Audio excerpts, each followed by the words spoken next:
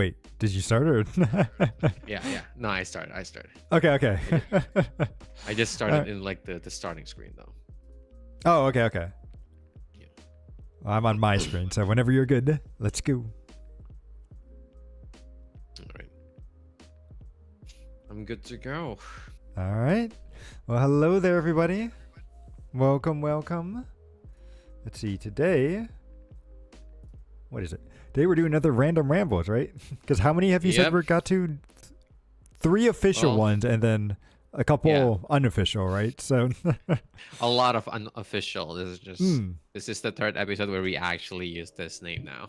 Right. So that's when I started counting. Nice.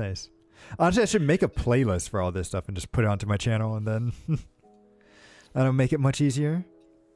But yeah, welcome back, Khan. It's it's the holiday week, so right before we go straight off into Thanksgiving and everything. So how have you been? Yep, that's so true. Like I've been doing good. I've been enjoying a newly released game. Outside of my work, of course. See, what did you say it was called again? It started with an R, right? R. No. No, it's a Stalker 2. Stalker, okay. Well, there's an R in there, so that's true. There is. Wait. But nice. So let's see. I think we have a couple of different stuff that we wanted to go over today, and then kind of go with. So, what do you want to start off? Do you want to start off with gacha games or with Game of the Year stuff? I guess we can start with the game of the year first, and then we're gonna like okay hone into like the gacha games down the line. I'm sure we'll find a way to like transition there. All right, so let me see if I can't get the Game of the Years on real quick, because I got the site pulled up, because I am quite curious. I went through them a little bit, I think when they were first announced, but I'm quite interested to see what you have to say on them. And also, I want to like in terms of like nominee or like. Yeah, like which one do you think should win and everything? So, oh, bless you. Oh, there we go. Thank you. Shrink this.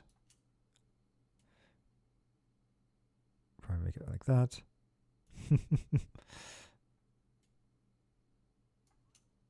Yeah, and there were some games in here that I've never heard of before, so. Really? Can you maybe like give me an example? Like Balatro. Never heard of that game, and that game got nominated for so many different things. Oh well, it's because it's such like an indie hit. Right. That's the best way to explain it.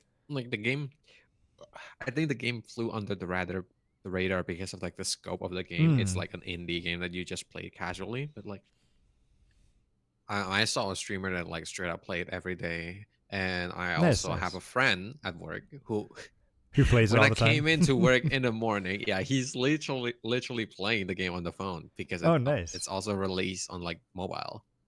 So the game is really famous. Because I heard it looks like poker, but it plays way differently, and it's all about like getting points and combinations and stuff like that. So I heard it could be a lot of fun, but it takes a lot to understand all the rules and stuff. I don't think it's that hard, given like how people get so addicted to it, and like how like the scope of the game itself. I think it's on the easier side to understand. Okay. It's just you have to get into it. I think people best describe it as like poker, but like Roger light. So like it's like random apparently. The game is I heard good things. Friend. Like even the Steam review has been like really good. It's just a game. Yeah, the game is small. That's all the game is to it. So I don't think like most people that play like big titles with like heavy stories and stuff like that would really care about games like that. But it's a good, like you said, it's a good game to play on your phone and stuff, right? Or when you're on the can and stuff. So could be good. So I guess we'll kind of start off with the categories that they have on this site. So it starts off with Game of the Year. So do you have it up yourself, or do you want me to read off the nominees and see? I mean, I have like something similar of a list there. Okay. You can always like read it so everyone. All right. So let me give the nominations then for Game of the Year. So we have Astrobot, Balatro, Black Myth Wukong, Elden Ring, Shadow of the Erdtree, Final Fantasy VII Rebirth, and Metaphor ReFantazio. These are our 6 nominees here. So, so let's see. Let's kind of go through each of them and see like what we think, and then we'll kind of do our like pick at the end there.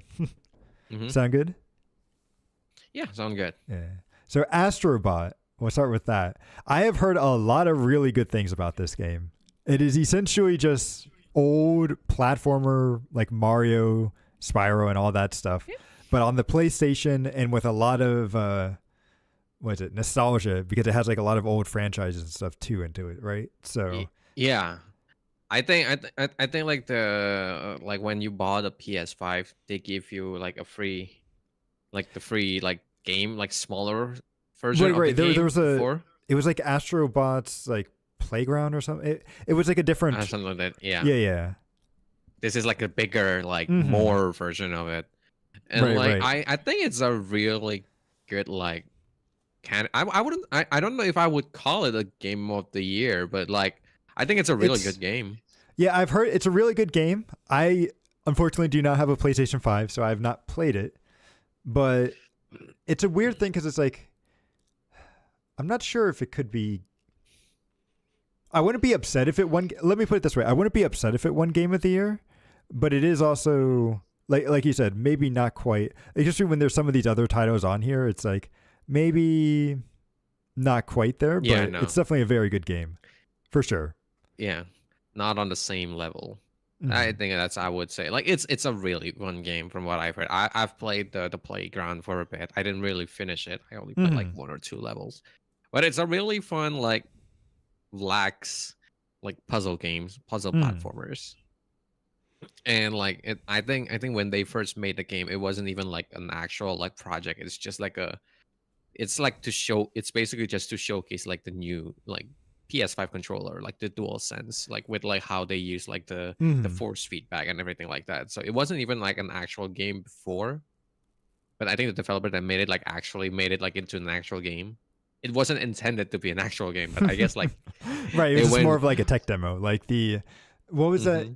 Like, do you remember? What was it? I think when the GameCube came out, like Nintendo had this like test demo with like Mario, where you're just like throwing a bunch of Marios together and you can like mess with some of the physics and stuff. And it was only really there to show off things, but then I think they used that base engine to create like Sunshine and stuff. So it's always interesting to see what developers do with existing stuff. I cannot say I have because I never had a console before. Okay. Like that console at least.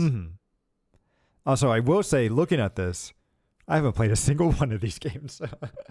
I've been so bad this year with new games. I mean, although Metaphor is on my list of things to get, and since there's a sale, I might buy that now.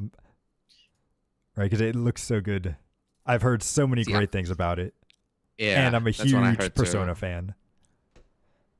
See, I never played Persona, and that's why but I ended up buying Metaphor and never actually played it till now though. Oh, okay. Well, wait, have you played it, or did you just say you bought it, or? No, I just bought it. I never played it. Okay. I bought Metaphor when I think like 1 day before it released or something, and then I haven't played it until now. Just like with all of the games that I have there. Right. I guess like I played. I've interacted with at least half of them. Right, because you like have the Elden Ring, Wukong, and Metaphor. In Metaphor, okay. So then, let's cover Balatro then real quick, because we already kind of mentioned it, that it's a nice small game. I'm very surprised that it was nominated as Game of the Year, but I get the feeling that it was probably the judges' favorite, right? Which is really weird for me. Game of the Year shouldn't be just like a judge-based decision. It is, when I heard that like the gamer only get like 10% of like. I know, it's very weird how that's the case. Hearing that is just like, the hell that's supposed to mean? I thought this is like Game Awards, not like Judges Award. I think like Jeff is trying to make it maybe more popular and stuff, or at least more mainstream. And so that's why he added in a bunch of judges that are like some No, of the. like Can we actually I see just what think the the panel judges is? shouldn't have more pull than the actual gamers. Hmm. Is what I think. The reward That's the process. stupid. That's the stupid part in my opinion. Because like I think like the vote count, like the player vote counts for like 10% of like the actual score, like the actual like influence. I think. Mm-hmm. And then like the 90% comes from like the judge, which is like what the hell does that supposed to mean? Because like that means like if even like if one game wins all, like if the game has like 100% vote from like the player, it doesn't matter because like it's 10% of the score. Mm. It's like imagine if you have like a homework in like school, and then like the test is 90% and like the homework is 10%. That means like even if you skip the homework, it doesn't matter. Mm. Well, and it's interesting too because like I feel like speaking about like gamers' decision on this, I know there was a lot of people that were really upset that Elden Ring Shadow of the Erdtree was on here Mm-hmm. because it's actually just Yeah. DLC, and Yeah, and a I lot of think people I'm don't think inclined to agree. DLC. Mm. Yeah, Because because like, TLC is not right. Like well, it's not a because you game. can't play the game without buying another game, right? So it doesn't stand on its Mm-hmm. own, even if it's a very big DLC. It doesn't stand on its own, and for that, you like I don't know, you can't really consider it game of the year. I feel like it could be like the best. Like you could maybe have a separate category for it, right? Like best, honestly, just best DLC Expansion. or expansion or ongoing, right? Yep. So yeah, I definitely hope Shadow of the Erdtree just doesn't win because of that, but Mm-hmm. we'll see. Yeah, Then I think like if Shadow of the Earth 3 wins like a game direction or something, it would have been fine. Because right. like Mm-hmm. it's yeah, you know, like direction doesn't have to be like an actual game, but like for game of the year, I don't think Elden Ring as good as it is, because I've played it pretty long, but like it's not Mm-hmm. And from it's my not a new experience with the game. base game, I could see it being very good. But I haven't gotten to the Yeah. DLC yet myself, but I just don't think it should be game of the year because it's a DLC, but No, yeah, I completely agree. So like 2 out of those games are like straight up indie. Like, well, I wouldn't call Astrobot indie, but like mm. I guess So in terms of like well Balatro uh, is kind of indie too, isn't it? yeah, well, but Mm. Latra is 100% indie. It's made by one person, I think. Oh, really? Okay, But okay. yeah, I think that there's only one person in the developer like when they made the game. But like Nice. for Astrobot, I think like it's on the smaller scale of the game. I don't think as good as it is, I don't think it's like a game of the year material, I think. Mm-hmm. So what are your thoughts then on another game that you've played with Black Myth Wukong? Well, I never played Final Fantasy VII. I've heard Okay, that okay. the game is really dense, so it I'll, might be a competitor for. I'll say the only reason why I don't kind of want to consider Final Fantasy VII Rebirth is because it's like a Of the remake. multi-part. It's weird because I don't know if it is or isn't a remake. Because yes, it's sort of retelling the story of Seven, but also from what I hear, it's like a. They It's changed a like lot of things. no, not that it's changed, but more like it knows that the past events, like it's like the original game is canon in this game, and they are trying to change the events to maybe have a slightly better outcome. It's there's some weird stuff in there, but the main reason why I don't want to consider it is because it's a multi-part game, right? We've already had the first half of it. I think this is just the middle, and is there not supposed? I think there's supposed to be another one after this, no? Or is this the last one? I'm not. All right, it just feels weird to say that on its own when it's like. I feel like a lot of people that are going to have excitement for this only have excitement because they've played through multiple versions of it, right? I think that's fair. So like, but like, Mm-hmm. well, going with like all that sentiment, I guess like there's only 2 candidates there. It's just Metaphor and like Black Myth Wukong. Yep, I would say that too. And from everything I've heard about Black Myth Wukong and the praise it's gotten, that would kind of Yeah. be my vote for it. Mm-hmm. That's actually 'Cause- my vote too, I think. It's mhm. just Metaphor is I heard Metaphor is really good, but we all know that like Persona game, as good as it is, has always been like more niche. like the Well, the, the genre of the game itself, like as a JRPG. So like in terms of like popularity, I just think like game of the year counts, like, it's not all about like just the genre or like how many people play it and stuff like that, right? But like right. I Well, think it plays a part. I think Metaphor is going to have a problem too because it is a JRPG that released at the very end of the year. So how many people are actually going to be able to go through and actually complete it before the rewards? Like the voting's done. So Yeah. it's like, I feel like Black Myth, it came out like over the summer or something, right? I think so. It's been out for a while. It's been a massive hit everywhere. And a lot of people like, has finished the game. They can give like their full opinion on it. They experienced the whole game, maybe even like New Game Plus.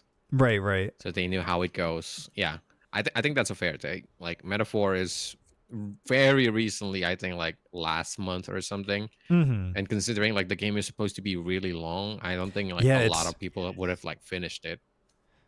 Yeah, I've heard it's very long. Like even at least an 80-hour game, if not. Okay, so I think that's kind of our game of the year pick. Let's see.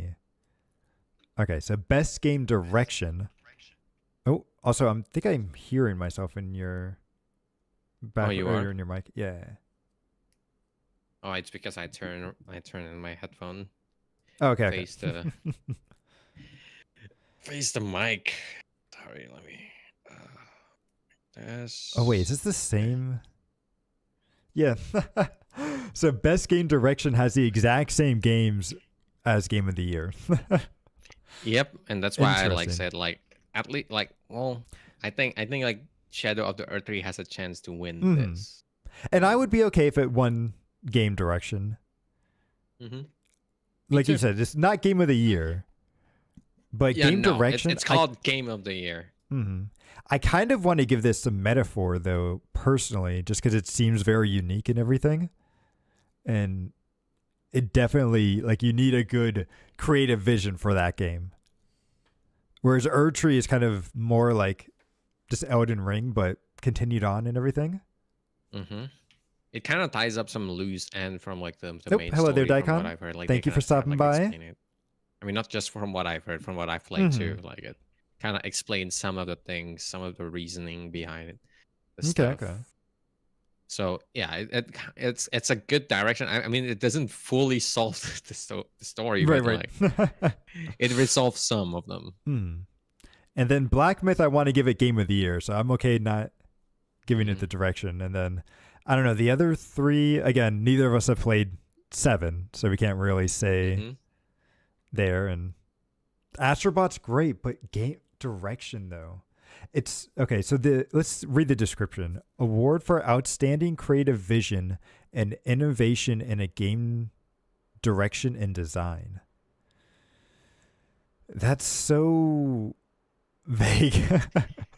But when I say outstanding creative vision, that's like Metaphor really stands out to me for that, because it looks so unique and everything. Astrobot is good on the game, like maybe with innovation, because it uses a lot of different controls. Again, I haven't played Balatro, right? So I don't really know. So I mean, Balatro stands out because it's unique gameplay, right? It's a poker, but it's not the poker that you played before, and that's why people got hooked on it. So technically, it's also a good like okay, like I can see game direction. It's like innovative. I cannot say English. You know what I'm trying to say, though. Yeah. But it's like, but have enough. Again, I can't say anything on Balatro since I know quite literally nothing about it outside of that it now exists. So, you know what? I should put that onto my. I need to stream that. I will stream that to see how it actually is and if it's worth it. Here we go. Maybe we're gonna. Yeah, well, you see, this is why the game awards can be very good, right? Because it lets people know that a game exists and you should go play it. Yeah. Yeah, I mean, I think that's a good way to like market your game. When like a game is good, sometimes people still haven't heard it because it's not their cup of tea or it's not their genre. But maybe now they can give it a try and see like if it fits, fits their bill now. Okay. But which one do you want to go for best game direction? Well, honestly, I'm the most familiar with Shadow of the Earth 3. Mm. So I would go with that. Okay, okay. Yeah. And again, even though I haven't played any of these games, I'll still go with Metaphor over here. So, but we'll That's a see. fair take.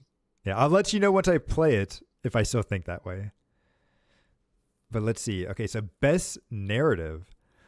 We have Final Fantasy VII Rebirth, Like a Dragon Infinite Wealth, Metaphor Refantasio, how do I say her name? Senua Saga. Yeah, Senua Saga, Hellblade 2, and then Silent Hill 2. Now, this one I would probably go for Metaphor.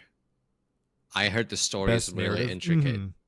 Yeah, and I could see like Metaphor or Final Fantasy going in there.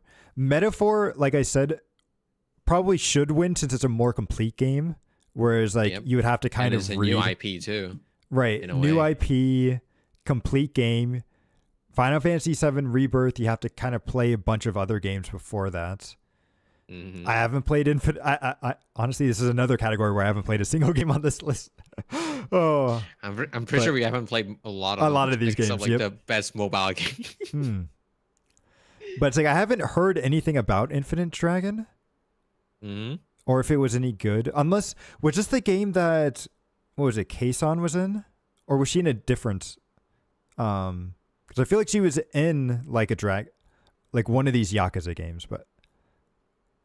And then Senua Saga, I heard a lot of good things about the first one, but it being best narrative, I felt like it was a good experience. Maybe not so much like a good narrative, if you know what I mean. Especially in VR, I heard it was very good in VR. But I haven't heard anything about the second one. In fact, I didn't even know that it came out this year. Oh yeah, it came out like they use it as like a graphical benchmark because like the graphics are so good and everything. But the game, I think the narrative is, it's really good because of the good delivery, the way they like deliver the game. I only played the first one a bit, like the opening area. I think like it's really atmospheric. It pulls you in. I just don't know how good the story is. And considering how little I've heard about the game, I don't think I think I just think that like it's a good experience, but I wouldn't say the story is like something to be like behold for. Okay. And then Silent Hill 2 is just a remake, so I don't I don't want to vote for a remake. Yeah. So yeah, I guess I would have to kind of agree with you that Metaphor would win this. Okay. Let's see. Best art direction. Okay. Astrobot, Black Myth Wukong, Elden Ring, Shadow of the Erdtree, Metaphor Refantasio, or Neva. Which Neva was another interesting indie game. I have heard about this one. It was, or at least I've seen some stuff about it. And it is very artsy, so I could see why it's on here. I'm just surprised to be considered the best. It's like an indie game that was like, it looked pretty. But it's like, I don't know. I almost would feel like something like Ori would be much better at like it. But let's see. But Ori is not this year. Right? Yeah, it's not this. No, definitely not. But that's what it kind of felt like. Was like it was an Ori game, but slightly different graphics. That's fair. But this is a tough one. I don't know about Astrobot because I don't think Astrobot's really art direction. See, I think it could win art direction because like if you read the description, is outstanding creative or like technical achievement, and like technically speaking, Astrobot is like really unique. But would you say like technical? The way they yeah. Well, the way they implement the puzzles first time, because it was a tech demo, so like it's obviously has to be good in a technical aspect of it, because they're trying to show some feature, and like when they released the second game, they also feel like when you're saying like art, the Easter eggs and stuff. I feel like when you're saying art and technical, to me that would go more with like Black Myth Wukong because of how fine the graphic, like because the graphics in that game are really like hyper like realistic and stuff, right? Yeah, I can see that. It's definitely really good. It's pushing the boundaries, obviously, and I've heard that like even like the anime aspect, like the slideshow and like the storytelling and stuff in the game, it's really good too. Yeah, so I can see it being winning too, but like I just prefer voting something else besides put like I don't like voting like in the same game for the same like. I know that's where I'm torn too, because it's like to me it would really be between Black Myth and Metaphor, but again I feel bad because we've already voted for them. But honestly, if those are the two that you feel confident with, it's not bad, right? Because I think what was it last year? Baldur's Gate won like so many different categories, right? Yeah, Baldur's Gate just sweep the freaking floor. Yeah. They were like, oh, there's another game in like released this year. I never heard of it. I only heard Baldur's Gate because they win all the freaking awards. So yeah, to me, it's between those two. I'm not sure which one I would pick over the other. Just because I haven't played any, but. And what do you say you kind of want to go with for this one? So for me, I would probably go with Astrobot. Astrobot? Okay.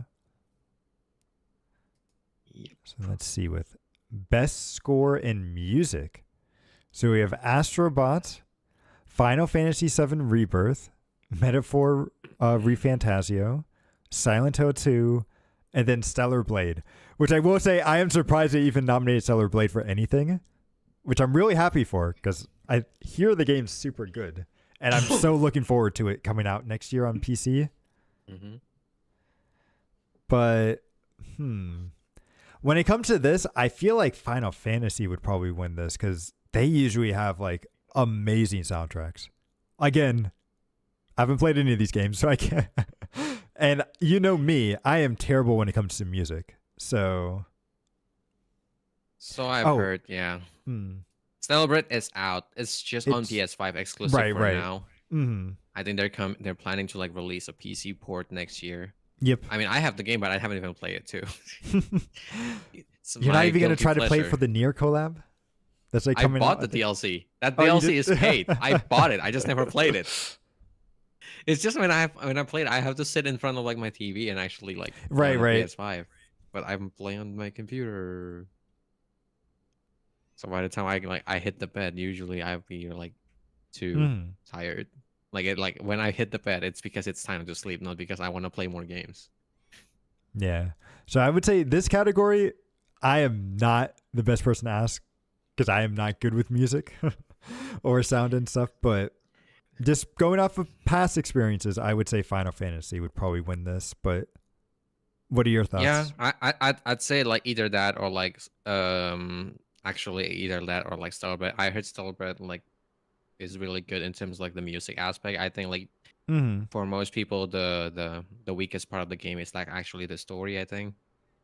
Because like everything else was good according to people. But this like I think they always like compare it to Nier, and like people were always like, oh, like this wins in terms of like the gameplay, and like the music is like on the same level, but the story is like the weakest link of the game. From what I've heard. So like it might be that or like Final Fantasy. Okay. So then let's see.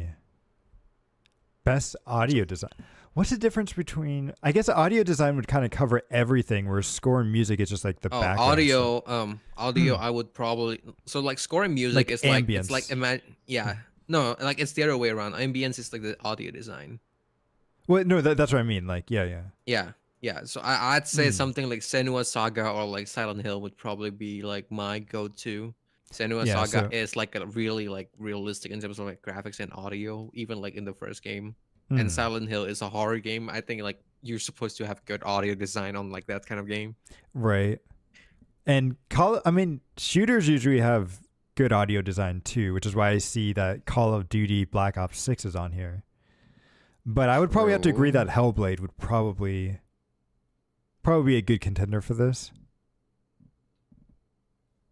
Yeah. Yeah. I think that's a fair take. I mean, you're agreeing with me, basically, right? Yeah. Well, it's hard to say because, again, neither of us have played. I feel like this is something you really have to play the games for, but... Oh, yeah. I mean, audio design, obviously. You can actually, like, hear the audio to, like, say it. Right. So Performance, I cannot say anything. right, and I neither of don't know us none of these can. people. Yeah. Wait, okay, Brianna White, is she Tifa or the other one? Why Never am I heard forgetting any her? of these people. Aerith. Is she Tifa or Aerith? I wonder. Hang on. If she's Tifa, she's got my vote. If she's Aerith, then she's Aerith. Okay. No, no. I'm a Tifa guy. um. He got hurt. He got his bias here. Oh, whoops. Ooh. There we go. Oh, what? Oh. Something happened? Yeah. Oh, great. Audio just, or not the audio. The window got a little messed up. Oh. Okay. And then, whoops.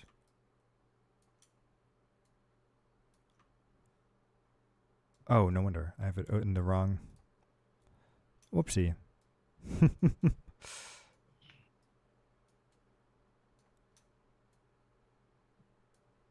All right. Sorry about that, guys. Give me a second to resize it. Welcome back.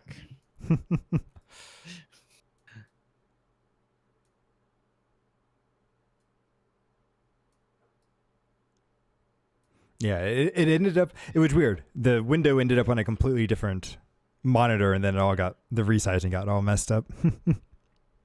But we're good now. So let's see. Yeah, I don't know any of these. Or any of their performances, really. And I was surprised that Life is Strange Double Exposure. I didn't realize the Life is Strange series had another game that came out this year. I heard mixed reception on that game. Really? Okay. Yeah. Is it like a remake? Life is Strange Double Exposure. No, it's actually continuation. But really? I've heard Okay. they retcon some of the stuff, like they ruined some of the stuff that happened in the previous game. Okay.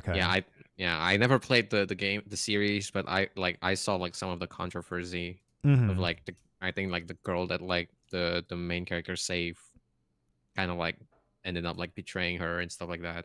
Oh, really? What?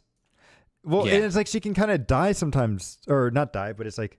Yeah, actually, yeah, I think like the controversy goes like so like in the first game you had the option to save the town, Right, or like save the girl. Mm-hmm.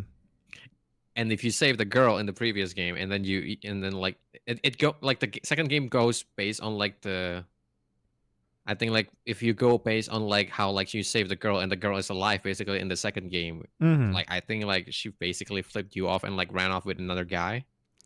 Really? Okay, like, that's so stupid. Yeah, and like people are like, "What the fuck is this?" Yeah. So yeah, I don't. That's the only thing I've heard about the game. The only thing that I saw when I was like browsing through like the internet. And yeah, I think Hellblade 2 came out earlier this year. I don't think that's a good. Yeah, I don't think so either. So I think we'll kind of do a pass on this category then. Yeah. Innovation I do feel bad for the Star Wars Outlaw like cast though, like the girl that was in the main character, because like she looks so different in the game. The game did her so dirty, I think. They did, yeah. But let's see. So we have accessibility. So we have Call of Duty Black Ops 6, Diablo 4, Dragon Age The Veilguard, Prince of Persia The Lost Crown, and Star Wars Outlaws. Innovation and accessibility. I know that Diablo apparently does have a lot of accessibility options, but that's a hard one. I want to have a joke vote for like Veilguard just because of how stupidly they made the game that is so accessible now. Well, to be honest, I think they actually do have a lot of accessibility options, even outside of just that. Like, yeah, I heard the game is really smooth. They have a lot of like accessibility option, and like the story is like so dumbed down that like most people could probably understand what's going on. Yes. There's no subtlety in the game. It's just like I'm gonna tell you what's going on, and you're gonna listen to it. It's like reading a book. except like there's no hidden meaning or like reading between the lines. It's just you just read the text that is in front of you. That's kind of sad. But no, I probably But yeah, wouldn't this vote it is just because. yeah, but this is like a hard one though, because it's like, you know, I never touched any of these options, so I really don't have any idea. And I'm just going off a secondhand of what other people have said about them. So Yeah. and I almost forgot that Diablo 4 came out this year. Diablo 4 did not came out this year. The expansion came out this Oh, year. that's why it's on here, because the expansion. Okay, then in that case, I don't know if it deserves to be on there, because the expansion I don't think added in anything new. I mean, it changes a lot. It overhauls the game, from what I've heard. But does it change the accessibility options, or is that just not that I don't know. That's where it's like I've got to be a little skeptical on, but so yeah, I might do another pass on this one. Do you have any? Do you care either way on any of these, or? I mean, the only game that I played in that list is Diablo 4. So right. If I had to vote, I'll just go with Diablo 4 just because. Okay. I could agree with that. But let's see. Okay. Next category. Games for impact. Oh, this seems like a bad category. For a thought-provoking game with a pro-social meaning or message. Okay, so we have a pro-social meaning. Well, let's see what the games are first, and then go from there. So, Closer the Distance. Never heard of it. Indica. Neva. Life is Strange Double Exposure. Senua Saga Hellblade 2. And then Tales of Kendra Zhao. I haven't heard a lot about these games. Ooh, and I'm also hearing myself con a little bit. Again? Like, really? That's so strange. 'Cause my headphones is pretty far now. Can you try speaking again? Nope. Hello. Okay, yeah, I'm not hearing anything now. That's so weird. But yeah, what? Indica? I've never heard of that. I think Indica can be thought provoking. I think it's about a nun that is like trying to fight the devil or something. That is like trying to like tempt her. Something like that. I think.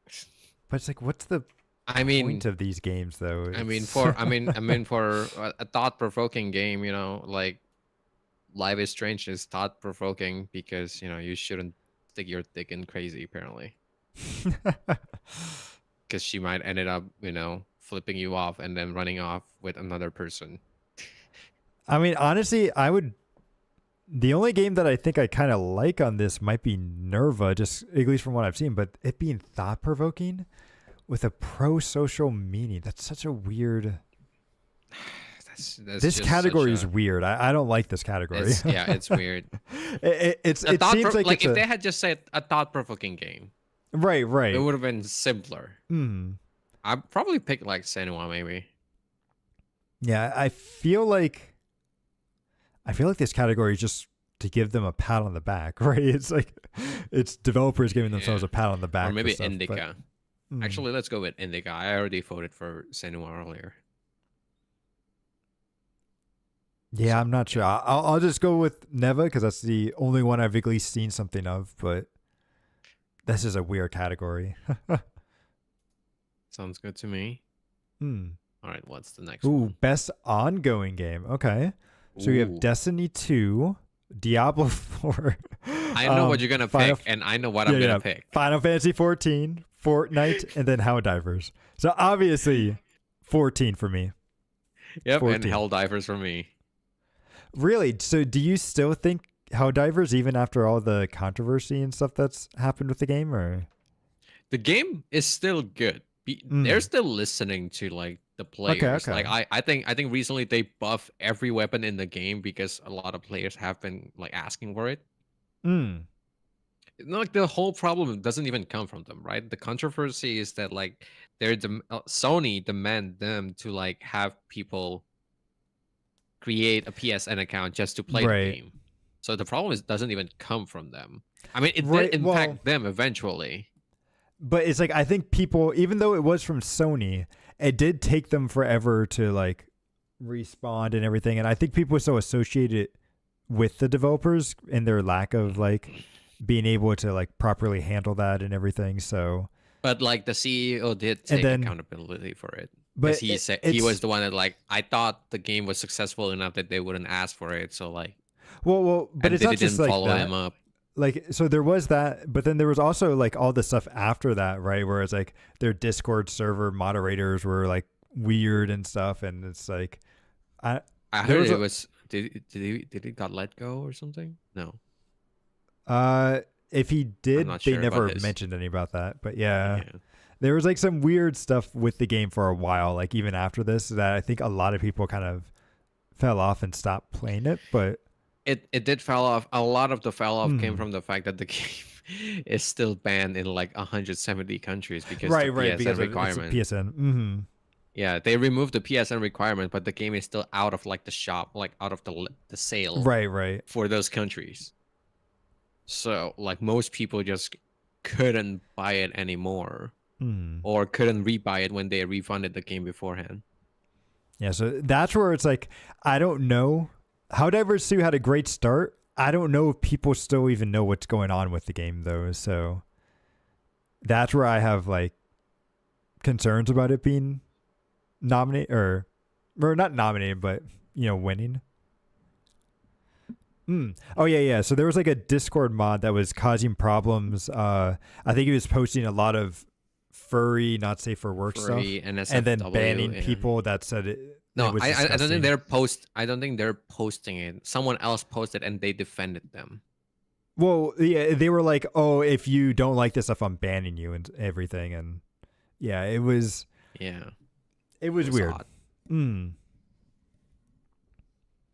But yeah, and then Fortnite, I'm surprised, but it is always getting updates, and people do love this game. Like it's still going strong. So, I get the feeling that Fortnite might win, but I really do think 14 would be. It's always my vote for this category. Yeah, I never played 14, so I'll go with Helldivers. I liked the game a lot back then, but no one's playing it anymore. I don't want to play it alone. Yeah. So. It's definitely, you need other players to play that game for sure. Okay, so best community support. Ooh. So Baldur's Gate 3, Final Fantasy 14, Fortnite, Helldivers 2, Baldur's Gate, and No Man's Sky. I mean, only Baldur's Gate and No Man's Sky is on the list, honestly. It's weird because I would also say 14 has a great community support, but I would agree with you that I would kind of go with Baldur's Gate, right? Because they added in a lot of the mod support stuff. They've been updating the game consistently. Like, I would go with Baldur's Gate here. Yeah, I think between that and No Man's Sky. No Man's Sky did the same thing. It's just like it was an older game, so like it already went into the news a couple of times. And it's like, I don't know what they've done recently, though, is the only thing. But I do know their community, they do support their community and everything, and everyone seems to really enjoy it. So I could definitely see that. They too. Revived their game, right? So like technically, right, but that wasn't this year, though.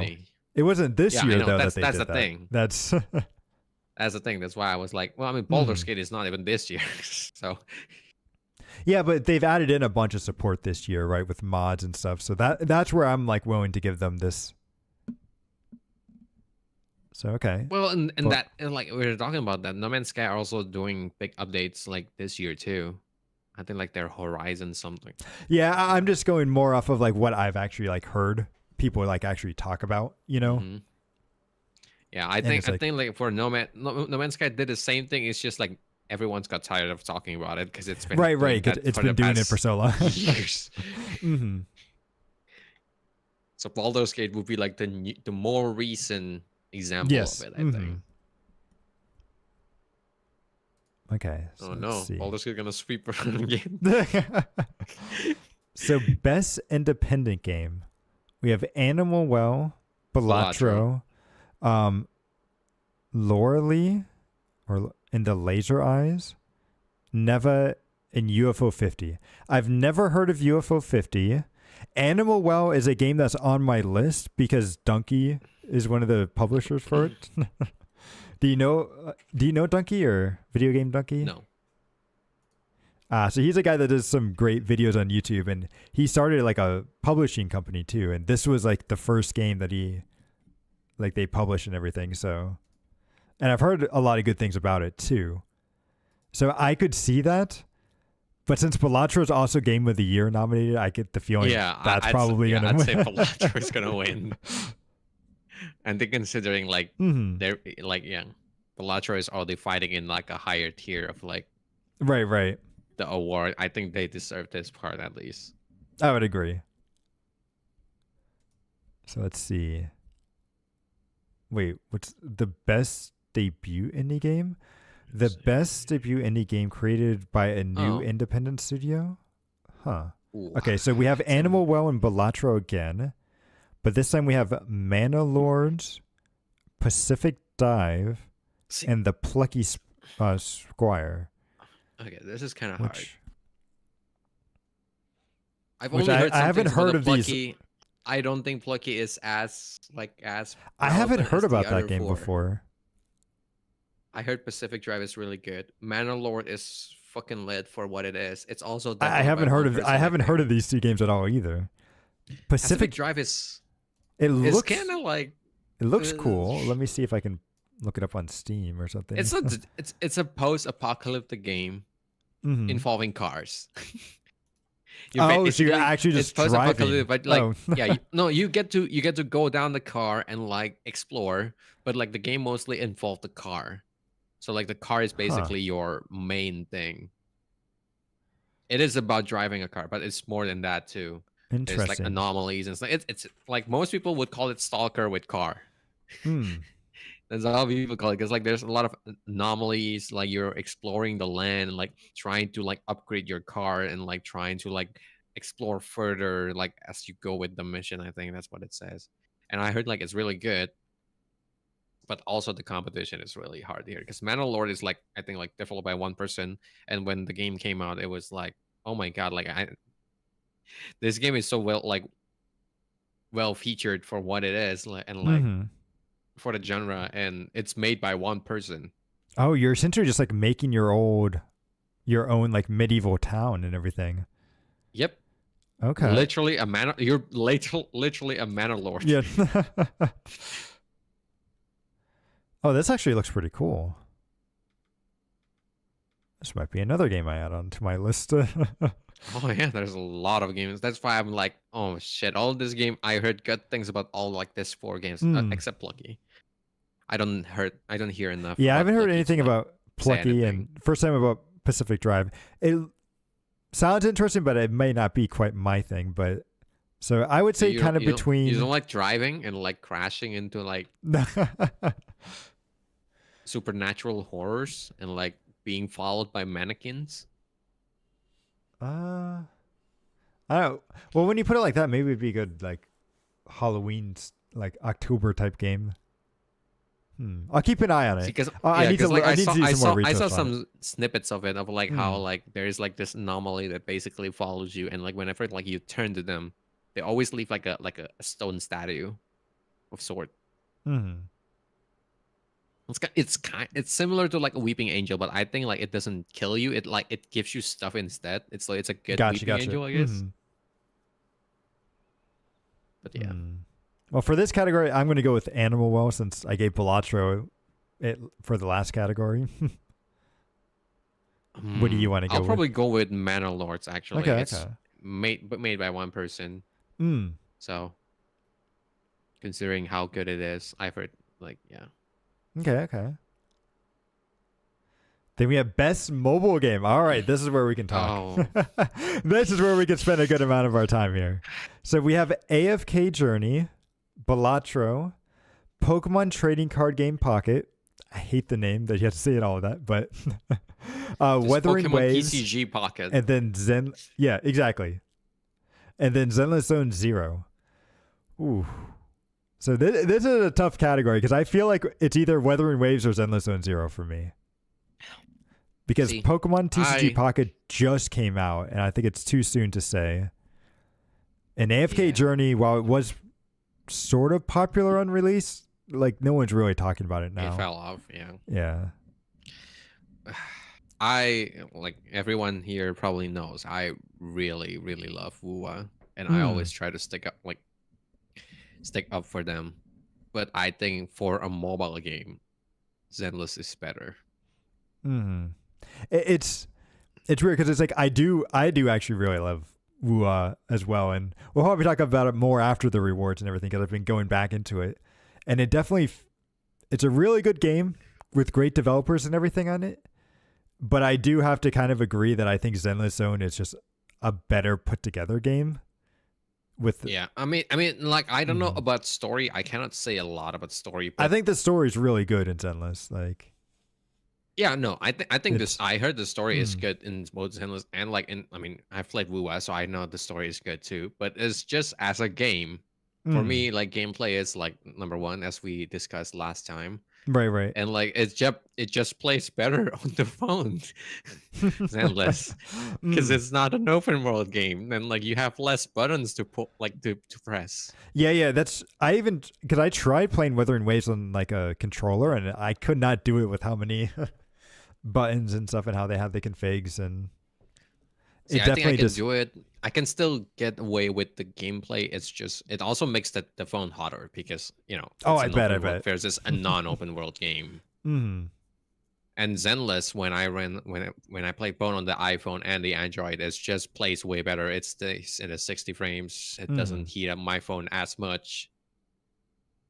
It's probably like pretty much like on like probably slightly heavier than like Honka Star Rail on That's phone, what I which would is say. like Yeah, it's a little bit fucking heavier than amazing. Star Rail, but still very good. And Yeah, yeah, which like is like really amazing because like this is a whole different genre. Like Star mm, Rail, you don't even do anything. right. And again, with Pokemon TCG Pocket, like I've been playing that game since it's come out, but it's only came out like last month or was it last month or earlier this month? Might have just been I earlier think this month, but no, it maybe was at maybe the end of October, the last 30th. I think October 30th. So oh it's been out for so about a last month month, technically, but but it's the thing is like we're still on the high of it being released, right? So, and with mobile games, when they first come out, they always give you a bunch of free rewards. So I think we really yeah. need to see how they go forward. Hmm. The the developers aren't they've what the last game that they did that has some issues because it was Pokemon.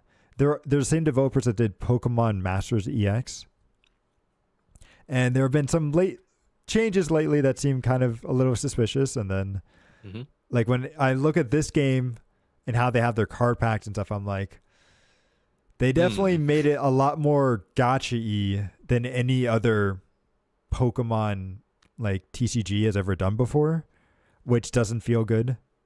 So I'm gonna have to Getting wait. annoyed by it. Well, maybe not so much annoyed, but it's more of like I'm keeping an eye on you. You're on a you're good, but I'm keeping an eye on you. Don't. That's fair. That's fair. Hmm. So yeah, that's where it's like I would say Wuthering Waves and Endless.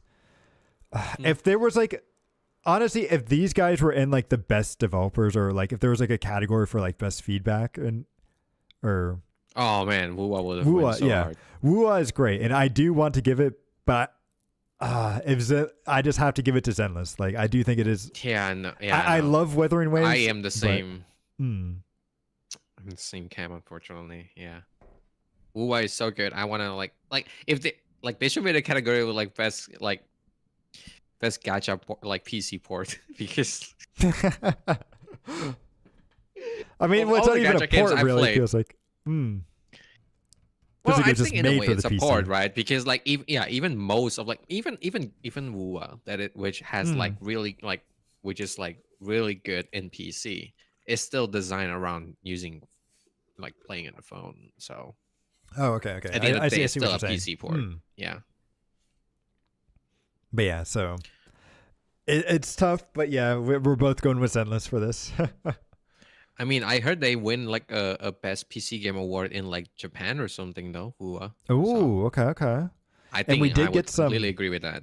and just heck, even just for being nominated, they did give us some stuff here, which is great. Yeah, 1,000 like Astride, which is I was like, Mm. hell yeah. Maybe if they win this, we'll get like 100 votes for free Give or us another free 10,000 5-star. Astrides. Hey, maybe. Maybe, They did yeah. it once. Who's stopping them from doing it again? All right, so now we're on the best VR and AR, which I'll be honest, I had no idea that there were even any games that came out this year in VR and AR. So we have Arizona Sunshine Remake. Again, I don't like remakes, so no. But then we have Played the Asgard's Sunshine. Wrath 2, Batman Arkham Shadow, Metal. Metal Hellsinger. Yeah, Metal Hellsinger VR, and then Metro Awakening. Which Metal Hellsinger VR and Arizona Remake, one is, I feel like since Metal Hellsinger has a VR on it, it's just a port to VR. Yeah, it's just a port. Yeah, there's an actual PC game for it. So it feels weird nominating those two games because one's a remake and the other's just a port. Yeah. And then I have no idea. I don't even have a VR system, so I don't know if you've played any of these. I never played any of them. I did watch my friend play Metro Awakening. Okay. Wasn't really impressed. It's super like watered down experience, like as a Metro game. And I think it's mostly because it's designed for Quest. Oh, okay. And the Quest is Facebook's VR system. It's a little bit lighter, but Quest. It's all in one, right? So like it's an all in one. It has like its own like phone chip in it, like, and because of that, while the game I think like is solid, it's a solid 7 of like sort of experience. Like it watered down, like when you played Metro, like the old one, like the actual PC game ones. It has like this horror thing, and like when you're walking, like you're making sound, and then you get scared of the sound of your own steps and stuff like that. It doesn't have that in the new Metro because it's limited by like the hardware. So okay. For example, like I think like when my friend opened a door, it was very like bad. Yeah, like he can touch the handle and then open it, but he cannot push it. So like the door only opens from the handle because of like how the game is designed. And like when you're playing like Metro game, like you're like a horror game, usually the door would always be like has physics on it. It's that slow opening to try to and then like when you bumped into it, the door moves again. It makes sounds. Like the atmosphere is there. Like, but like as a Quest game, it doesn't have that build up. Gotcha.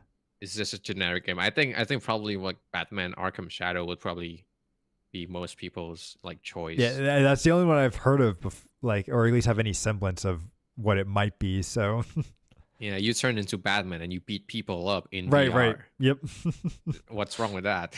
No, I mean that's honestly the best power fantasy you could have right there, right? Just Yep. Okay. But let's see. Best action game. Ooh. Okay, so we have Black Myth Wukong, Call of Duty Black Ops, which I feel like that's more of a shooter than, but anyway, Helldivers 2, Stellar Blade, and then Warhammer 40K Space Marines 2. Okay, so I'm very weird on putting Call Ops and Helldivers 2 into this category. Because these feel very much more like shooters than action. I mean, shooting is action. It's combat. But we have a category called first-person shooters, and we do. Oh yeah, then they don't fit well, here. Actually, I don't know if they have it in the Game Awards, but it's like as games in general, right? Like they're usually like a separate category than action. Like I could see fair. Black Myth Wukong being action, Stellar Blade being action, and even I'd go with Warhammer. Even Warhammer since it's a third person. And yeah, so I'm counting Helldivers and Call of Duty kind of out because they seem very not in the category. Since we're giving Game of the Year to Black Myth, it's either between Stellar Blade and Warhammer. And to be honest, I just want Stellar Blade to win because of all the people that were hating on this game before. That's fair. That's fair, but I think Warhammer deserves it. I have heard so many good things about Warhammer too, so it's Warhammer is I feel so like good. it should. It's a solid 10 hours. I feel like Warhammer should probably win. I just want Stellar Blade to win to kind of be a revenge to all the other people. See, if there's another like nomination that like Stellar Blade is, and I'll probably vote for it. But like for this, I think Warhammer deserved this one. Yeah. I could definitely see it because I've heard a lot of really good things about it too. Oh man, like when I play that, when I played like Warhammer, Mm. like it just reminds me of like when I was a kid and Yeah, I it's just turned it like, on, like turned my PlayStation on, and I just mm. started playing the game. I don't understand what's going on, but I was just having a blast.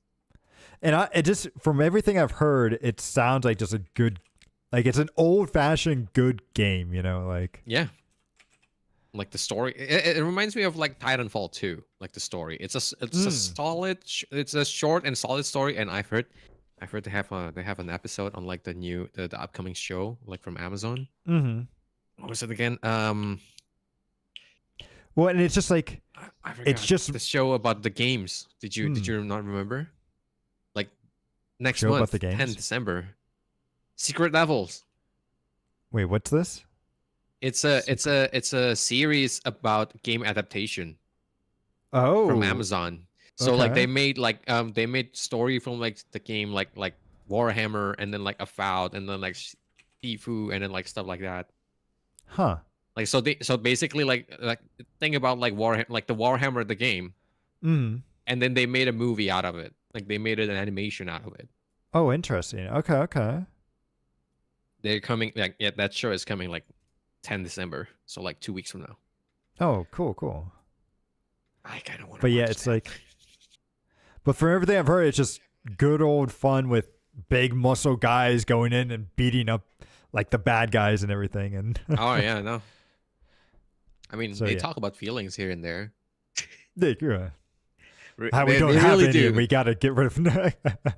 They were like, I know, No, I'm feeling I'm joking. I'm doubtful. joking. Yeah, yeah. Yeah, no, they were like, I'm feeling doubtful and like about like this whole everything. I cannot trust you. And then they were like, you don't have to. We just gotta do the mission. And they're like, okay. And then that's it. Right, right. It's solid. They were like, yeah, that's just how men is. You know, Yeah, yeah. I know, you know, you don't trust me and I don't trust you, but you know, we gotta do this thing that we gotta But we do. got a So like, mission. let's Yep. do it first. Yep, mission goes first. Yep. We can shoot each other later. Oh, But action yeah, adventure. Okay. So we've got Astrobot, Prince of Persia, The Lost Crown, Silent Hill 2, Star Wars Outlaws, and then Zelda Echoes of Wisdom.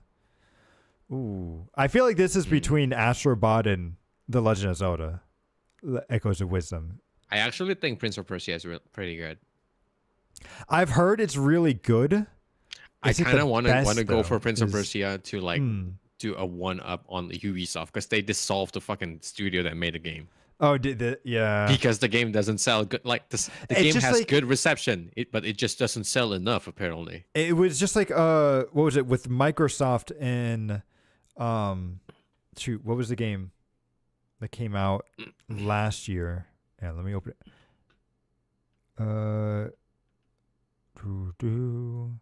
I played it. I'm trying to remember what the name of it was. It was like it had to do with music and everything. Give me a second as I'm going through all of my games. Oh, chat, do you remember? Okay, hang on. I've got to. I always hate when going through Steam. I can't go through the side. I have to take a look at the actual like icons through the library because it's like so small and I can't see the names. Oh, I'm surprised Grand Blue didn't show up anywhere on this list. Looking at my games from this year. Oh, Rambles was released this year. I thought it was last year. Wait, was it? I thought it was this year. Like No. we're talking about Reeling, right? Yeah, Relink. Yeah, yeah.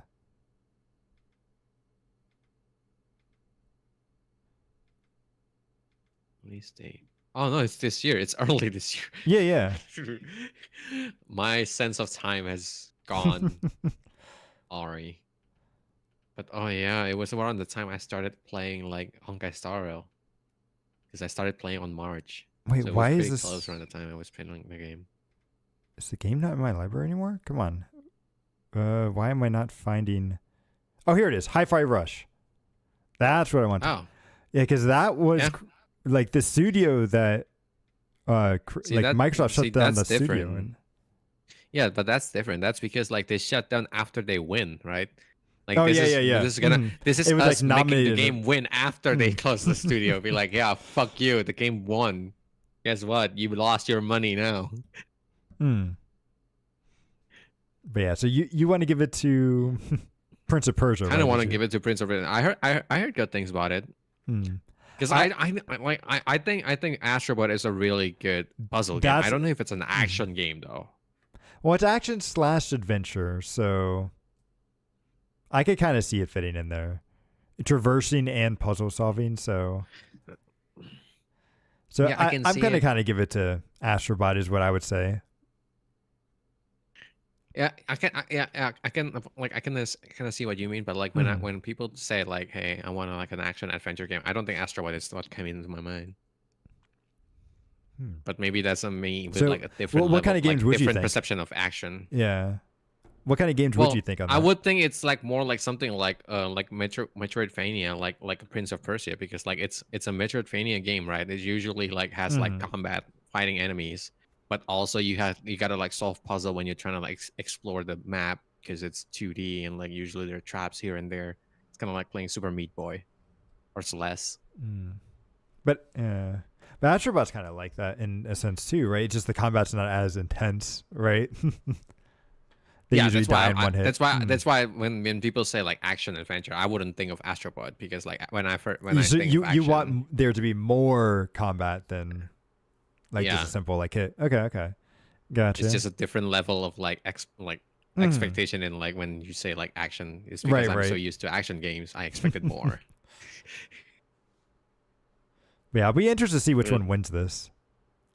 We'll have to see. Mark our words, for the prediction for the next year.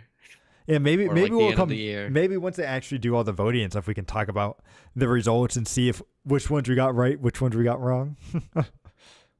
Best RPG. Oh, yeah, best RPG. So we have Dragon's Dogma 2, Elden Ring: Shadow of the Erdtree, Final Fantasy VII Rebirth, Like a Dragon: Infinite Wealth, and Metaphor ReFantazio. Dogma or Metaphor, I almost feel like Metaphor, right?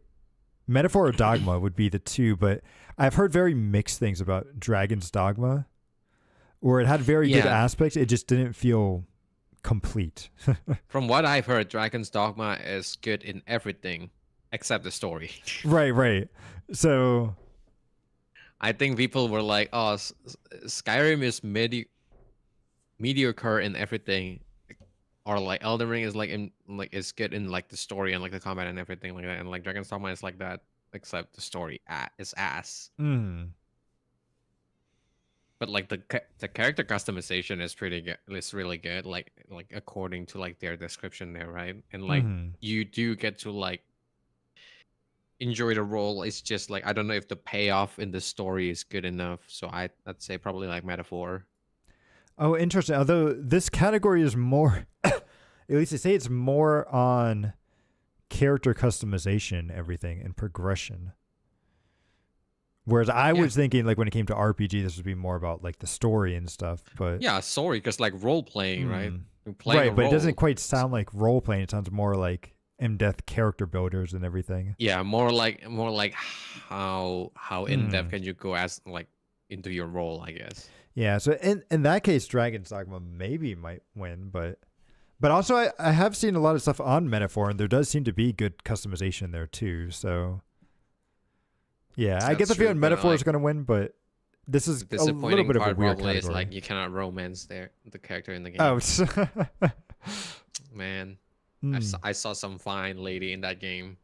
But like, and then I read like the review, like you cannot romance this in this game. I'm like, what? No, the hot elf woman. How could you? You cannot deprive me of the hot elf woman. Yeah. So which one are you going with, Con? Or I'll probably go with Dragon's Dogma because we already voted for Metaphor before. Yeah, I might go with that too. I feel like that's. Yeah, gotta be fair. Gotta give everyone a chance. Right, not just right. one game. Best fighting game. Okay. So you have Dragon Ball Sparking Zero, Grand Blue Fantasy versus Rising, Marvel vs. Capcom Fighting Collection Arcade Classics, Multiverse, and then Tekken 8. So again, Marvel vs. Capcom Fighting is just a remake of all their old games. I forgot that Granblue Fantasy versus Rising even came out this year. Oh. Yeah. I didn't know it came out this year. I know it's here. It's just Granblue Fantasy actually has a fighting version of it that is very popular and created by the same devs as its Arc System Works. So yeah, it's made by the same people that do Blaze Blue. Yeah. So I've heard very good things about it. I just forgot that this one even came out this year. And then I thought it came out like much more earlier. I thought it came out last year. So there's my sense of time. So Rising. So the thing you have to be careful of is, so there was a Granblue Fantasy Versus before, and then Rising is like the sequel to it that I think. Okay. So there was another one, which is probably what you're thinking of, like. And then I don't even think I've really heard of Multiverse. Multiverses is unless is that the one with Shaggy or no? Smash, yeah, it's a Super Smash Bros, but like with like Warner Bros character. So I feel like this fun. I think this is going to be between though Tekken and Dragon Ball, and I've heard good things about Sparking Zero. Like it seems like a lot of fun, but it's not a multiplayer game though. And so, I mean, it doesn't matter. It's a fighting game, right? Well, true. But I feel like this category is all about being able to face off against your friends and stuff, right? Where I feel like Sparking Zero is more like you solo. might be able to play co-op, maybe. Can you? Okay. Maybe. I don't think there's any like fighting games out there where you cannot play with other people in some way. I think I've heard it's just not very balanced is the thing, because it wasn't really designed for that, but maybe. But we'll see. Yeah, I think it's between those two. I don't know much about Tekken, so I would go with more Dragon Ball. I'd lean around more around the Dragon Ball, just because like you know how like sick it is like fighting in Dragon Ball games. Yep. It's always very good. Fly around and like I've seen like some of the clips where you can like when you punch someone into a building, the building got destroyed and like wow, that's so fucking cool. Oh, there's an online PvP. Yeah, you can play with like people definitely. Okay. So yeah, I'm gonna go with Sparking Zero on this one. Yep, completely agree on that one. Ooh, best family game. Okay, so Astrobot, Princess Peach Showtime, Super Mario Party Jamboree, Legend of Zelda Echoes of Wisdom, and the Plucky Spire. So I'm not sure why Plucky Spire is here, but I guess it's because it's kind of kid friendly. Same thing with the rest. Never played with my family, so yeah, it's weird because Princess Peach, I did play this game and I do love it a lot. Like it was actually really fun and everything, and it is family friendly, but like, is it a family game though? I feel like as a family game, either Super Mario Party Jamboree or Astrobot might be it, because the Super Mario Party is the one that you're actually like playing with your family, and Astrobot is a game that I feel like your dad or something would play, but then like the kids would see it, and then they would also want to play too. Yeah, I think I go with Astrobot. I'd probably go with that too. I think it got the widest appeal for like family play. I think. At the same time, though, it's like of all the IP, Super Mario is probably like the most prominent one. Like, who doesn't fucking know Super Mario? Right. It's like it definitely like who hasn't played a Mario Party game, right? Yeah. So I feel like, I haven't. Oh, you haven't? Oh, we need to get you into one. No. Then. Let's go play. Let's go play Jamboree. I think this Jamboree is the one that has like 90. I think you can add in like up to like 99 players or something for one of the modes. Holy shit! What the hell? Do you even have 99 friends? No. Play with? But if we ever want to get a big group together, we can do it. And yeah, Princess Peach, it's good, but I'm just not sure. I feel like this is a game that your kid or me would play. That's fair. And then Zelda, I think, might just be too I don't know. I feel like it's between Astrobot and Mario Party. I feel like Astrobot might win this because it's very cute, and I think kids would. I mean, Astrobot is like a game of the year, guys. Game of the year candidate. So it best sim you, like, and strategy.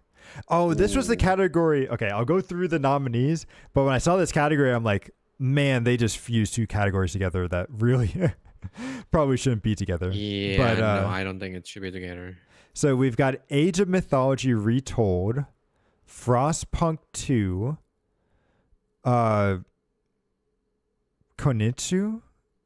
Konnichigami, Path of the Goddess. Konnichigami, Path of the Goddess, yeah. Manor Lords, and then Unicorn Overlord, which I've played Unicorn Overlord.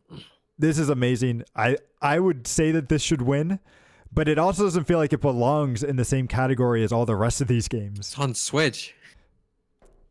Well, not only is it on Switch, but it's also like a more of like a turn-based, like, kind of strategy game. It's still a strategy game technically, right? I guess, but it's like, I feel like I guess like compared to the other ones, yeah, it doesn't fit with the rest.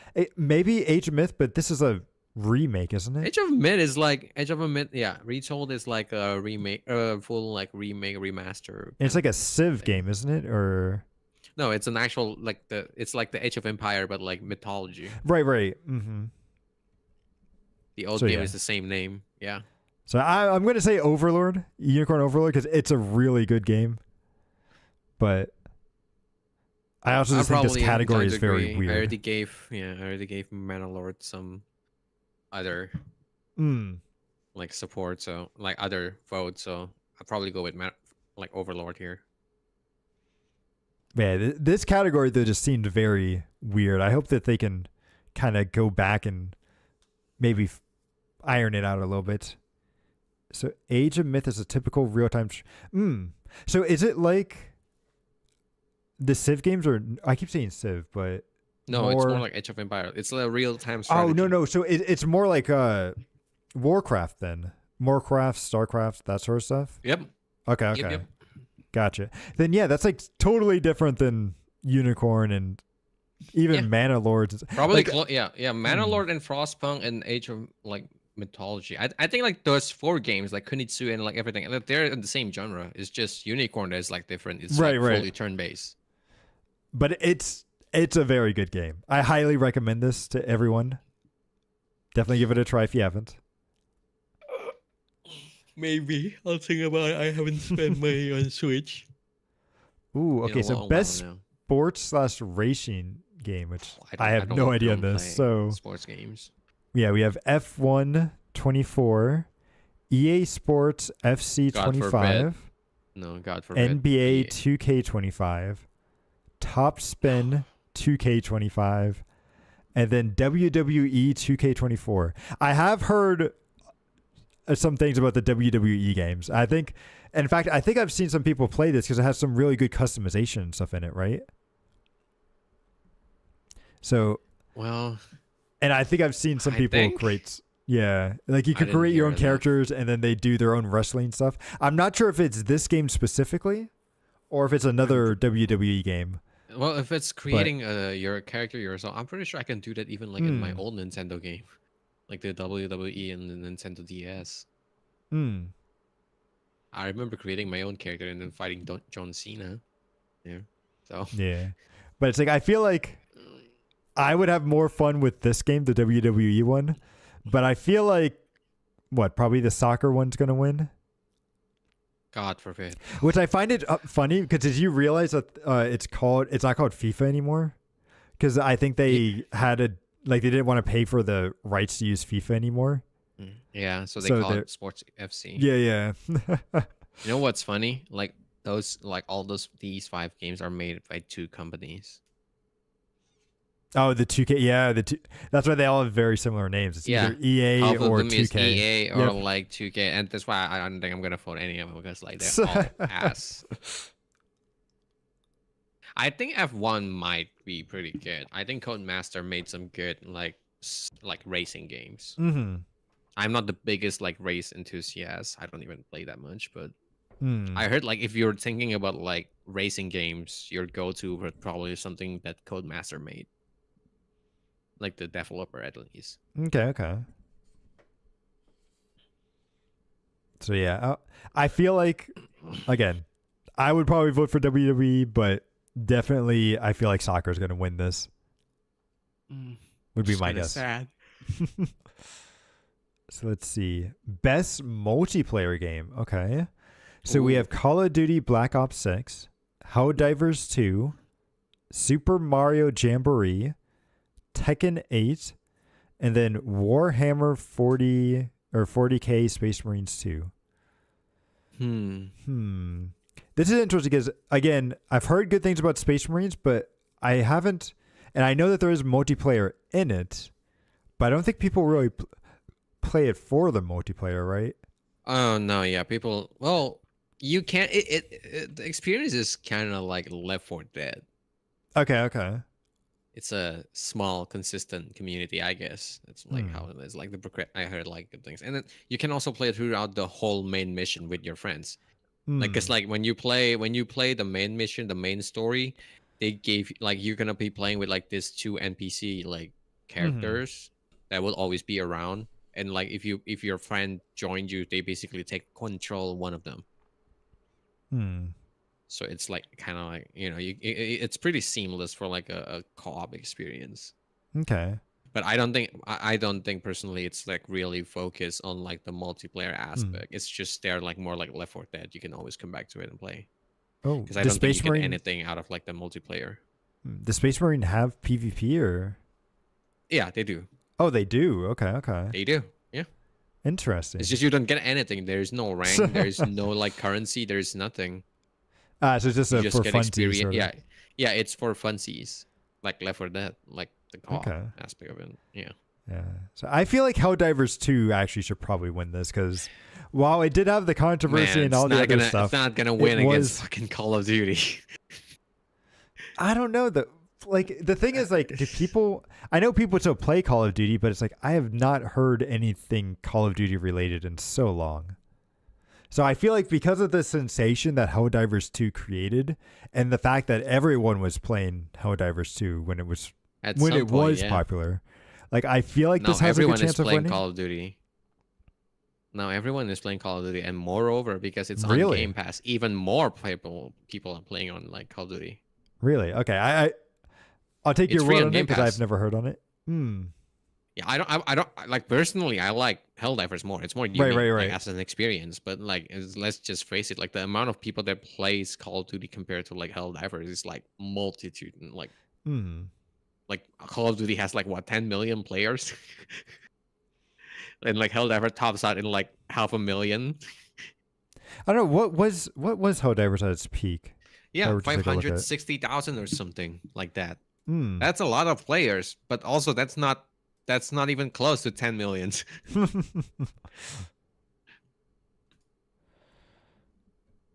Yeah, and again, like Imran said, it's not quite about the numbers. Like, so that's where it's like I feel like out of this year, I feel like Helldivers 2 made more of a splash than Call of Duty did. I think so too. Wow, yeah. But just because of the sheer popularity, Call of Duty might just win by default. It might, but I'm going That's to put what I my think. faith and say that people are going to go for Helldivers. Yeah, that's true. There is the jury, and then we have a 10% role in it, which is... So our votes do matter, but not quite that much. So let's see. Oh. Okay, best adaptation. This is an interesting category. Oh. So we have Arcane, Fallout, Knuckles. Which is Knuckles even out yet?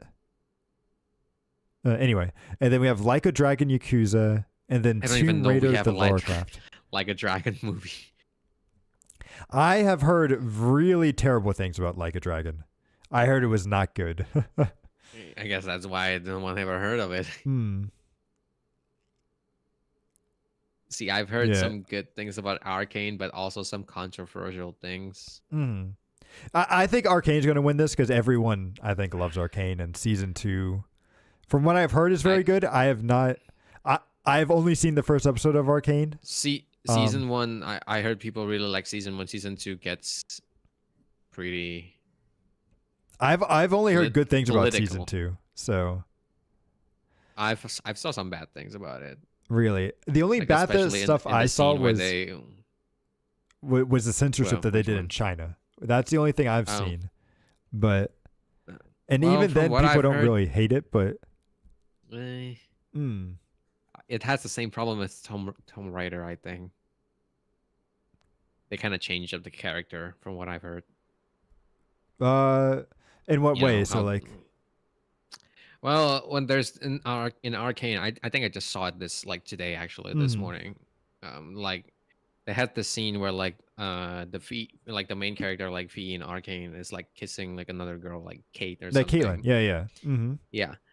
And like her body looks like a guy, and then like people were like, well, in the first season she doesn't even look like that. They just changed it in the second season now.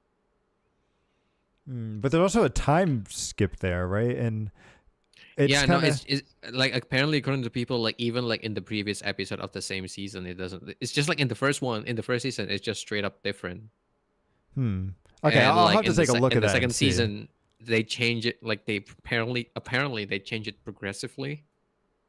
So like she got like flatter somehow over the episodes, and I'm like, when I see like the screenshot that people show, and like it kind of makes sense. I mean, like if I see the body like that, I would mostly think it's a guy's body. I wouldn't expect it to be like belong to a girl. Like, because like Caitlyn's body is fine. It's just Like, what they did with. Yeah, she's not overly thick or anything like that, but like you can kind of see like it's a woman's curve. But like for V, it's just straight up a guy. Like the chest is almost fucking flat. Like Okay, flat. I'll have to not flat, not flat like a girl flat. Like more like a guy broad chest flat. Right. And I think that was the same problem that a lot of people had with Tomb Raider too, is that they didn't like Lara Croft's design in it. So because they had so many games where like the girl has like a normal design and is doing fine, and no one is like criticizing it, and then somehow they made the show, and like suddenly she's lesbian, and suddenly she gotta have this like a very muscular body, typical design or lesbian design. Yeah. But, and also like her friend is like went from like a playboy into a gay dude. Oh yeah. If you're talking about Lara Croft, yes. Yeah. But yeah, so it's like I'll have to see about that in Arcane, because it's like that is one thing I haven't heard about. The only thing I heard about was the Chinese like censorship and stuff. So I'll be interested to see what they do there then. I mean, it's Riot Games. It wouldn't be them if it doesn't have like censorships and stuff. Well, it's China too, right? So yeah, but they're owned by characters. China. Like Riot Games are owned like by Tencent, right? Yeah. If I'm not wrong. I'd say they are. Because Knuckles seems good, but it's not out I didn't even know it was I haven't out. watched it. Is it out? Is it out? Yeah, let me see. Knuckles release date. Why is it pizza? It came out April? What? Oh, it's a series. It's not a movie. I thought it was a movie. Wait, I thought it was a movie too, no? Oh, wow. It's okay. That's why I never heard of it. I thought it was going to be a third movie. Okay. Isn't there supposed to be a movie? There is a third movie. They're fighting Shadow, right? It's not out yet. Oh, and Shadow is Keanu Reeves. Okay, that's what I was thinking of. That's what I was thinking of in the Sonic universe. I was like, okay. I was like, what's going on? And then yeah, like Himuro said as well, like I've heard bad things about Like a Dragon, so. And honestly, I haven't heard anything about Fallout. In all honesty. So Fallout, I heard good things about it, so But I feel like Arcane's just gonna win this due to the popular. Like, it's like it's been such a massive hit this second season. I mean, Arcane also just, yeah. It looks honestly it looks the best out of all of them. That's true, But Fallout did came out earlier, and like it did It kick out did. like this whole like adaptation like debate and everything, right? Because I think like here's the thing. Arcane is made by the same fucking company. Like the company made it themselves. It's a first party thing. Fallout is like an adaptation made by someone else. So it's amazing I that it see what came you're out this saying. good. That's an interesting idea, like thing to bring up. Yeah. Because like obviously if like their own like it's like if Blizzard makes a freaking Warcraft game, it better like a Warcraft movie, it better be good because they made the fucking game. Well, they did do that and it wasn't great. Oh so. no, I did they ended up making it? I mean, were they the one that made the Warcraft movie? Because I think I kind of enjoyed the movie. I mean, Like the so Warcraft it was movie. directed by somebody that wasn't at Blizzard, but they had a pretty big part in it. So it's like, Arcane also That's has a fair. music by yeah.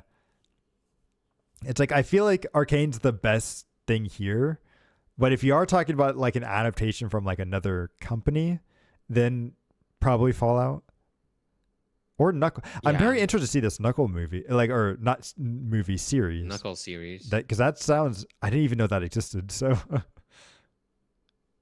So yeah, I'll go with Arcane, but it'll be interesting to see. Most anticipated. Okay, this is Grand Theft Auto, right? So, but let's see. So we have Death Stranded 2 on the beach. Oh, that's the title. That's Stranding 2, GTA 6. Yeah, and Wilds, Ghosts of probably. Yote, GTA 6, Metroid Prime 4. Ooh, Wild. Oh, Wild is my most anticipated game. But I know that Grand Theft Auto is the one that deserves it. Yeah, it's the same fight as like earlier with Call of Duty and Helldivers. Like like Monster Hunter Wild's really good. I like might be our choice. Honestly, it would be my choice. But fucking GTA 5 has like how many players now? Right. By the way, Arcane is not produced by Riot Company. Oh, really? Okay, hang on. Let me go back. Does it say? Oh, it does say that it's produced by 40 something. 4G and Yeah. Netflix. So yeah, it might be the same thing where it's produced by somebody else, but Riot has like a part to play in it, right? I think Riot takes a big part of it though. Like, cause I think in the Fallout did they fucking drag Todd Howards into like making the freaking movie? I don't think No I've idea, heard yeah. anything like that. I don't think I heard like that like Bethesda had like this big involvement in the movie creation compared to like Arcane. Because like I know Arcane like Riot definitely like like I don't know had a big influence in the making. At least in the plot and everything, right? Yeah. And then yeah. So it's hard to say. So I think because we don't quite know the details on that, maybe not take that into consideration, and then because who knows, they all of these things should have everything in it. Because it's, I think I'm remembering from Kingdom Hearts, right? How they always have a bunch of like Disney stuff in their things, and it's like before in the past they used to be, Disney used to kind of be very hands off, but when they started adding in a lot of like newer properties like Frozen and everything, that's when like they started to become a lot more hands on with it. So it's hard to say. We never know until well after the fact. But anyway, most anticipated game. Again, I feel like Monster Hunter Wilds, and I feel like Wilds is going to be really popular, but it's definitely Wilds. Grand Theft. It's definitely Grand Theft Auto. Yeah, mine is Wilds, but like GTA 6 is probably gonna win. It's the most anticipated game of the fucking decade. Yep. Like some people may have heard of Monster Hunter, but everyone have heard of like fucking GTA. So content creator of the year, Queso. I'm sad to say that I've never watched any of them, including Techno Gamer, Typical Gamer, and Usada Picora. Picora is the only one that I've actually know and have heard of. I haven't heard of any of these other four though. I've only which heard means of that like, I'm a super nerd and only know about VTubers, right? Yeah, I've heard some of like Casso, especially like the clips. He rage out really easily. Okay. typical gamer sounds familiar. I just don't know the content. And at least I know what Pecora does. I've seen some clips of her and everything. But the weird thing is, like, I don't know why she's here, because what has she done this year that really, outside of, because like I feel like Iron Mouse should be here, no? Because if like you're bringing in a VTuber, because she broke the most subscribed, probably, like she's actually done something. So Pecora's, yeah, exactly. Everyone has their own bubbles here, so it's definitely. But it's I like, don't understand why Pecora over Iron Mouse. I mean, Pecora is Iron famous. Mouse won last. Was Iron Mouse on Game Awards, or was she on Streamer Awards? I don't remember. She did win something last year. I do remember that. You're definitely right on that. If she win that last year, then it makes sense why she's not here to. Like, yeah, can I see? See the Game Awards 2023 content creator. It was Iron Mouse. Okay, yep. Yeah, you're right. She was last year. It's like I thought it was the Streamer Awards, but you're right. It was the Game Awards. And I think she got a lot of hate for that too. Because I just saw like a Connor video like the other day that was talking about all that. So yes, you're right. But even still, is there another content creator that would be out there? Like, cause to me, it would almost like, I would think of like, Asmongold or Kai. Yeah, Kai. Why is Kai not here, right? Shouldn't he be? I mean, but is he really a game? Well, he did stream Elden Ring for a long time, right? Yeah, he streamed like 1,000 hours of Elden Ring. And honestly, I will say I'm a little pissed off at Ludwig, because I saw I watched all of his streams with Connor on Lover versus the World, which was their stream of trying to win 10 kind of multiplayer games in a row, which was really fun and cool. And they would always like switch between the different games. But he put down the game, or like the category of that game, as Rivals 2, Battle of Ether or whatever. And so when I went to go and look at my YouTube rewind for this year, it's like, oh, you've seen the most of Rivals 2 out of all this whole year, because I saw like they were doing that for it took like so many hours. Like they were doing it for days. It was several weeks and everything. But I'm like, man, I haven't seen any content of this game, but because he put that as his category while the stream was going on.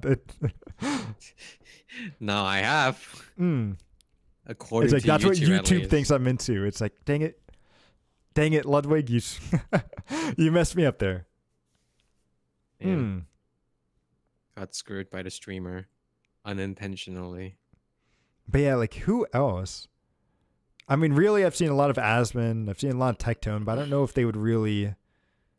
Asmon maybe. Tectone, he's more into the mobile stuff. Is there any? Tectone is always gacha games, right? Yeah, he's pretty much gacha. He does do a couple other stuff, and he's also into trading card games. But yeah, I'd say he's more more known for his gacha stuff. Yeah, and then Asmon is the other way around. Well, I feel like Asmon would be big enough. But Asmon is now more like. But he's also very controversial. So he's very controversial. So I can see why people wouldn't want to vote him. Maybe he would have been in there if it weren't for like if he didn't get banned. Yeah. Yeah. And then Connor always does good stuff, but I feel like he's more of like that's more of into our space, right? So just general gaming. I guess it's just like this year I just don't really know any of these guys. Yeah, so. I never watched general gaming. So very weird category. I'll just go with the only one I know of, which is Pecora, and then I'll go with a cute girl, I guess. So we'll see. I'm very curious to see what people think about it, though. See, actually, Pickle Mama should have been on the list instead. Best esports game. Oh my! So this is God. weird because a lot of these games are old, but we've got Counter-Strike 2, Dota 2, League of Legends, I Mobile cannot Legends. believe Mobile Legends is. Mobile Legends Bang Bang. That's their actual title is Mobile The Legends actual Bang title Bang. is Bang Bang. Yeah, What? Okay, and then I Valorant. kid you not. What is this game? I've never heard of this. It's League, but on the phone. Wait, but doesn't League have a phone version? Not until recently, I think. Mobile Legend is way older, like as a phone game. Oh, okay. Chinese League of Legend clone. Yeah, that's the gist of it. Interest. Okay. It's really popular in my country, though. No. Okay. Yeah. This does look just like League of Legends. It's straight up League of Legends, just different So names. I'm surprised they felt confident putting this up here with League of Legends. Like, wouldn't they be afraid? I mean, I guess if Riot was going to sue them, they would have already sued them, right? No, So- they're different enough that they cannot sue them. Okay. Unfortunately. Wild Rift kind of came out late. Yeah. So I feel like this has to be League, right? Well, maybe Valorant. Has Valorant really kicked off recently? Like, because I feel like League is still bigger, but I have seen a lot of people really kind of going to Valorant lately. Well, I cannot say for But sure. it's- I mean, a lot of people has always been playing like Riot games. Right. I feel like it's between League or Valorant. Like, I don't really see or hear people talk about Dota. Everyone's always unfortunately, playing it's- Counter-Strike, but it's always like under the radar, I feel. And then Mobile Legends. It might have the numbers because it's a mobile game in China and everything, but Yeah, I don't know if it'll win. like mobile game is way more like bigger in China. Yeah, Valorant's grown. I feel like Valorant should probably deserve it this year because I feel like it has grown a lot over this year, but Is it really deserving of it though? I mean, I don't know, like or anything. It's very weird because this is a category where it's like all of these games have been out forever, and then it's just I know. I guess Valorant is the newest one there. So it is, technically, yeah. You will not be wrong. But yeah, it's. I'll give it to Valorant, but I'm pretty sure League will probably win. CS2. Wait, is Counter? I thought Counter Strike was CS2 is always. new. Oh, it is. Which one am I thinking of? I mean, Is it Go or something? CS:GO. Yeah, yeah. Oh, yeah, okay. they changed it now to like this one now. Okay. Then maybe I don't know. I just haven't heard anything about this. So I feel like it's League or Valorant, but let's see. Oh wait. Okay, so best esport athlete. Wait. Okay, Faker. It's Faker. It's Faker. Faker. Yeah. I'm sorry, guys. Faker. I don't It's even Faker. play a league, but it's fucking Faker.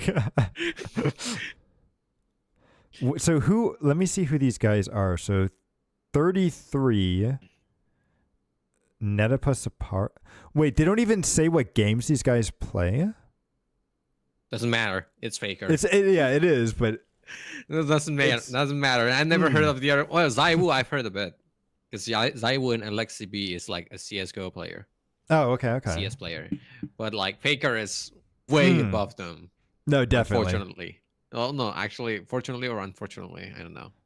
Yeah, no, it's definitely Faker. Yeah. Everyone else is godly, but Faker has been godly for like I don't know how many years now. A decade? Yep. So Quite a while. He has his own skin line that's after him and everything. Yep. Oh, he also won Worlds this year too. That's a good point. Isn't it 2 times? I thought that I feel like he's won it a before, lot, right? hasn't he? Yeah. No, he never won before. He was like the best really? player that never won or something, I think. Okay. Beforehand, until like recently. I think. I don't know. Actually, wait. Nothing but league. No. Hang on. I think I saw a funny image actually of Faker winning, but it was like he won before Trump was elected. Then when Trump was elected, he didn't win at all. And then after Trump thing, he won again. So people are saying it's the end of Faker's career because Trump was reelected again. So I'll have to see if I can find that image again because I thought that was hilarious. But I mean, he won enough, I guess. Yeah, yeah. Winning 2 times is already good enough. Hmm. So let's see. Best esports team. I don't know if I'll be able to say this, but let's see if there's anyone that I recognize. So there's Billy. Oh, Billy has her own gaming team. That's kind of cool. Gen.G, Nava, T1, and Team Liquid. Okay, so I don't see TSM on here, so I don't know. Oh, I mean, I Billy's guess in League. T1. I haven't heard of T1. Yeah. I mean, I've heard of Team Liquid's the only one I've heard of, but not on the Dota 2 side. I've heard of all of them except Billy. But oh wait, I cannot pause. But yeah, I've heard of almost all of them, but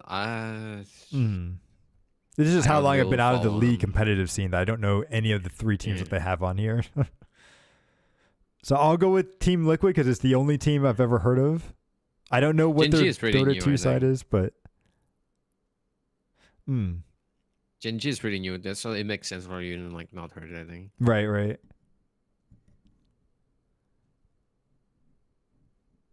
But okay. I mean, considering T1 won the Worlds, right? Was that it? Okay. Faker won in 2013, 14, 16. Yep. And then when Trump was elected, it stopped, and then he won in 2023 and 2024. Yep. That's funny. That's actually really good. Okay. So I think we've gone through everything now, which is good. Yep. But man, I'm quite interested to see how this goes. So it looks like round 1 opens. Oh, it opens December 2nd. Then there's a round 2, round 3 on December 9th. So is the 9th when it ends? When do they actually? If we go to the FAQ, when does this actually happen? The event. December 12th. Okay. So that's when we'll see everything. I'll be quite interested to see, and then maybe after the rewards are announced, we'll go over everything and see if we see how correct we were or incorrect. Also, I thought think it was we'll be correct for quite a bit because like some of the votes that we made are like kind of like more like a general vote, right? Like, right. Also, I did think it was funny when they announced like the Game Awards. Jeff Keighley was like, "And I had no say in what games were elected here."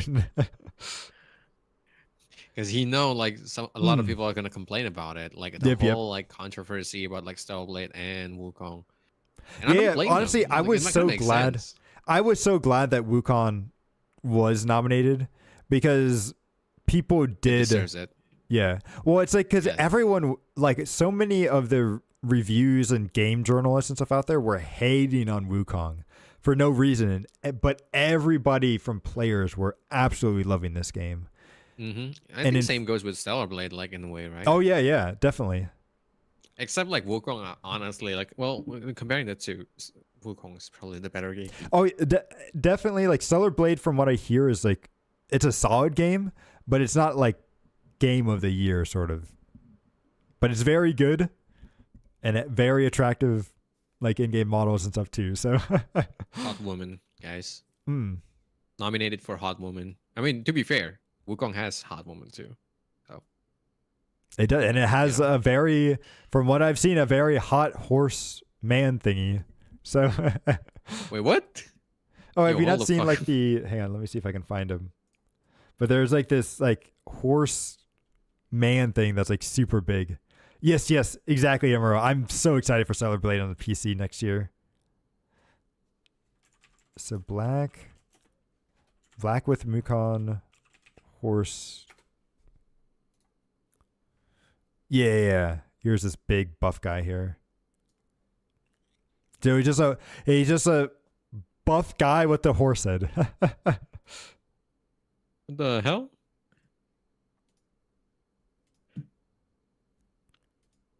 I didn't hear anything about this. Maybe I should play it. You know, does that description of like just like a like buff dude with like a animal head? It reminds me of like that one character in like Demon Slayer. Hmm. Oh, our game of the year. So I'm going with Black Myth Wukong for this. I think Con, you said Black Myth is too. Yeah, I also like it. Yeah, because like ReFantasio is really good, and I think we have it as part of our like game direction. And I think I also put its and like probably RPG, a narrative too. I think. Yeah, Best RPG. Oh yeah, RPG too. I feel like Metaphor is probably going to win the most awards. But for game of the year, I definitely have to put Black Myth on here. And then I don't like how DOC from Elden Ring's on here. Yeah, I don't like that. I think like for direction it's fine, but like for a game as good as it is, it's not a standalone game. Yeah, Himuro, I get the feeling like honestly this year it is between Black Myth Wukong and Metaphor. And in fact, I'm probably going to buy Metaphor since it's on sale right now. It's on sale, $25. It's only $50. And I might get some other games too, but that's why it's like I'm so glad I'm on vacation now because I'm going to finish up Final Fantasy 16 and then I'm going to be playing this game for the rest of the year. How lucky. Must be nice being on vacation. Yeah, you unfortunately I think do you have tomorrow off, Con, or? I do have tomorrow off, and okay, I do good, have good. to go to my family house. I'm sad that I have to do luckily I'm far enough away that I don't always have to go visit my family for that, but I will be going down there for Christmas, so. So you're not fully free. Well, I am free for Thanksgiving, but not for Christmas. But let's see, and then I feel like Final Fantasy VII Rebirth is also a weird one too, right? When it comes to categories or voting for it. So I want to see what Jeff does when he gets the feedback because I think everybody was shitting on Elden Ring being nominated for this. So I'm hoping that they don't allow DLC again next year. But we'll see. Whew. But yeah, so that's all of our stuff on Game of the Year. So now, actually, you know what? Let's go back to the... we'll transition into our next topic by going over... Where was it? Where's the best mobile game? Here it is. The best mobile game. Right? Because we'll probably talk about all the new updates that are coming out for the Gacha games and everything. Because Wuthering Waves is getting some new stuff. Star Rail will be getting some new stuff. And then... There's 2 new games coming out next week. So actually, I want to talk to you about those 2 new games first. The Gacha games? Yeah. I know there's Exilium and I think Infinity Nikki. Yes. Yep. So Girls Frontline 2 and then Infinite Nikki. Which Girls Frontline 2 is just Exilium. It's Girls Frontline 2 Exilium. It's a weird name. Weird name. But it, like, what have you seen or what do you like think about that game? Like Girls Frontline, I love it.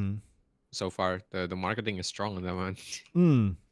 I saw the one where like they were like the girl just hugs you and like pats your head. I was like, I'm sold. I'm sold.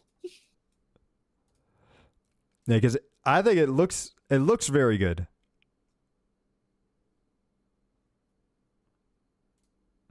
So it'll be yeah, I'm looking forward to play, but the gameplay is kind of like XCOM, right? I never played XCOM. Because it's like I'm thinking like I'll probably play it and enjoy it a lot for the XCOM combat, but then I might end up eventually stopping because it's only gonna have female characters, and I usually like gacha games that have more of a mix. Yeah, I'm not the biggest fan of like just purely girls too.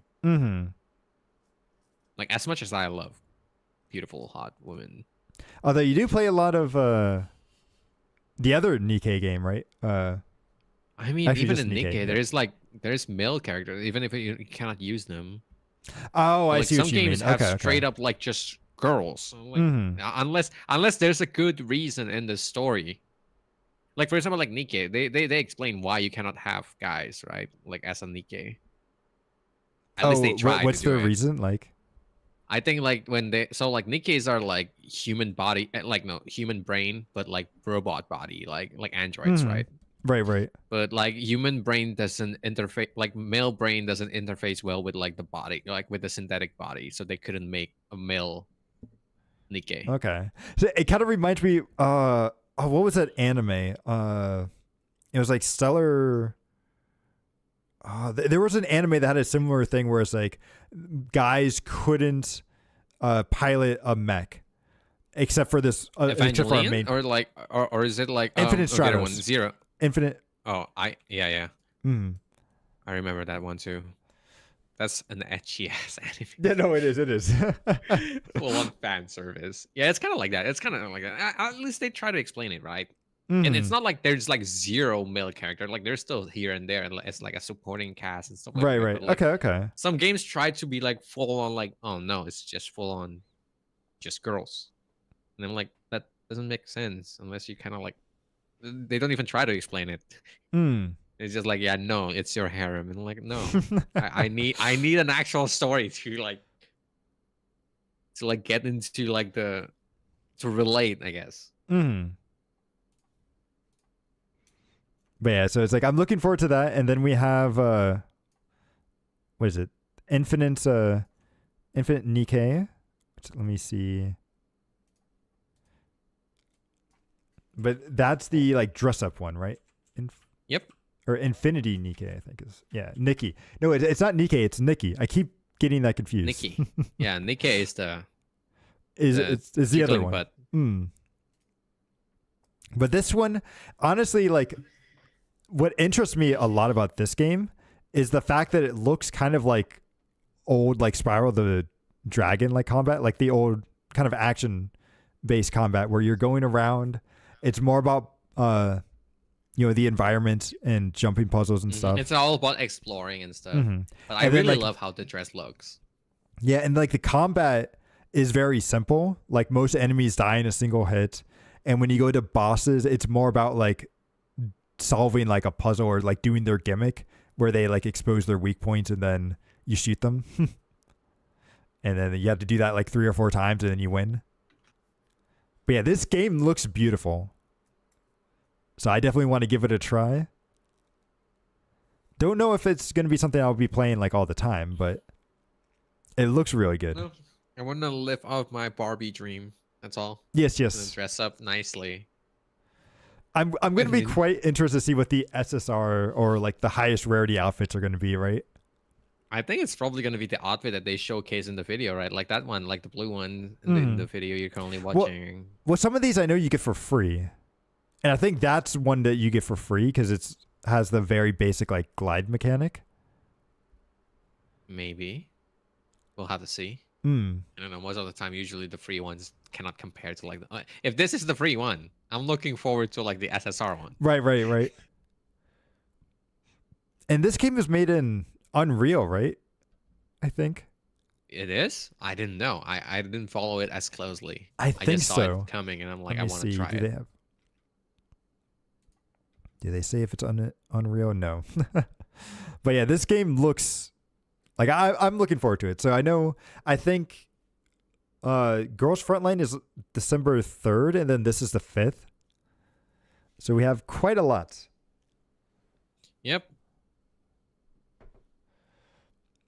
So we're looking good there. And then we've got, what is it, Star Rail and so these are the new games. And then, those are next year though. So we got all December to try out the new games, and then December, right. January comes, and like you gotta time to catch up, boy. Right. So which one do you want to talk about first? Wuthering Waves or Star Rail?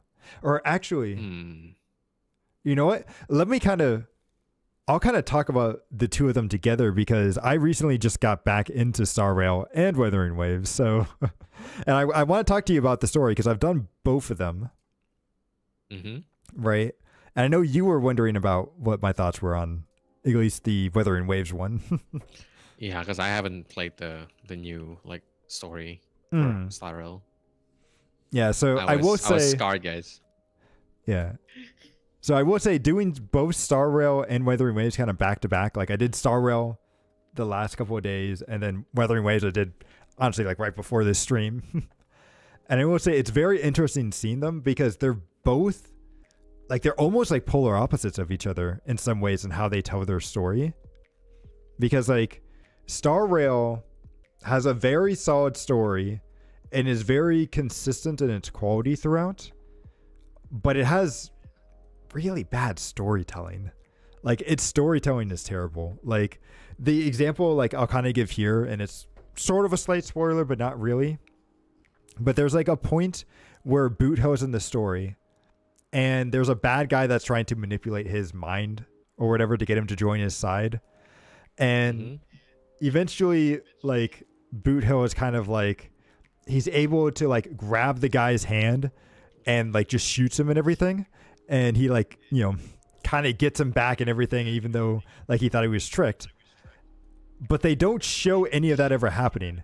They instead fade to a black screen and say Boot Hill grabbed this guy's hand, and like it's like, I mean that's typical of like Star Rail though. They always do that instead of like it is, but it's really animating bad everything. storytelling is the thing. Is like because like when I was playing through Weathering Waves, they did such a good job with their cinematics and Yeah, like they're just showing, improving so much.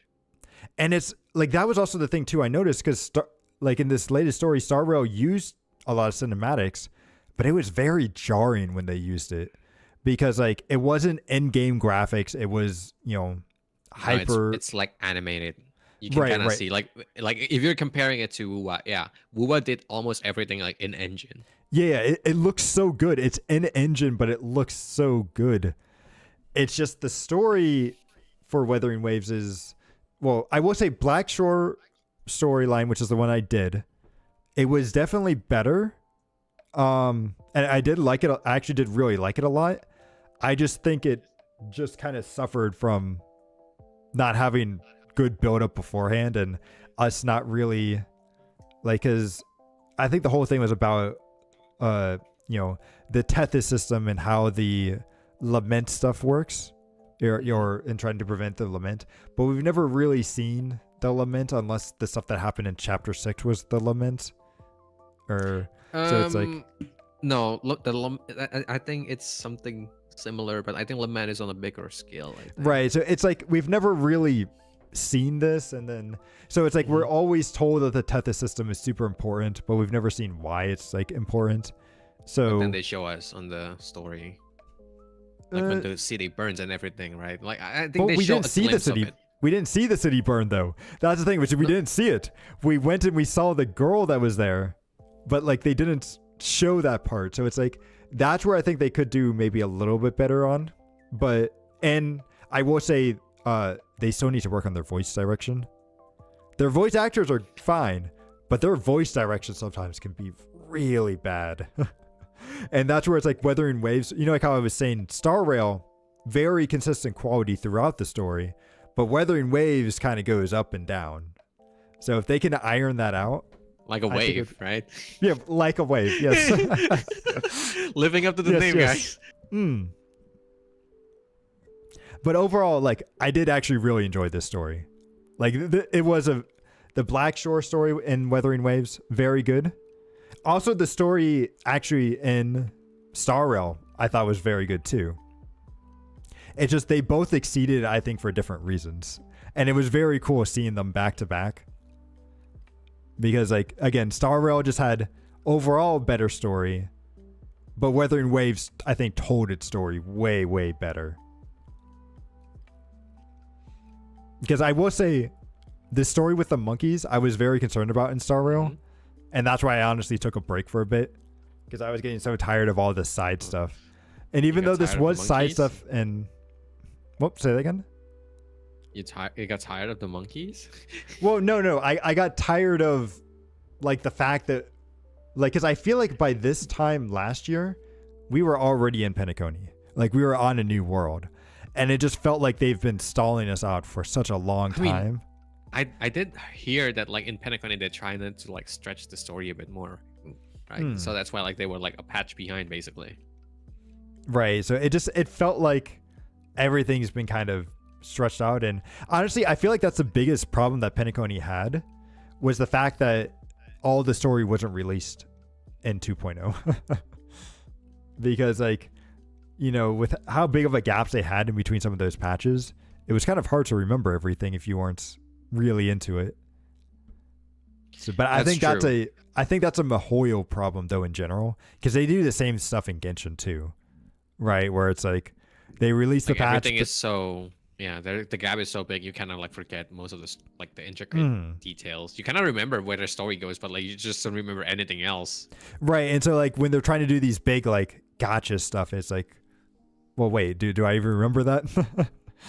And it's like I was able to pick up on some stuff. Like I was able to figure out who Firefly really was and everything, but it's like, I don't know. I wish they would just tell a complete story per patch and not do these like overtime patches, because waiting that long really hurts. I think if they want to do that, they should have like they should find a way to how like kind of like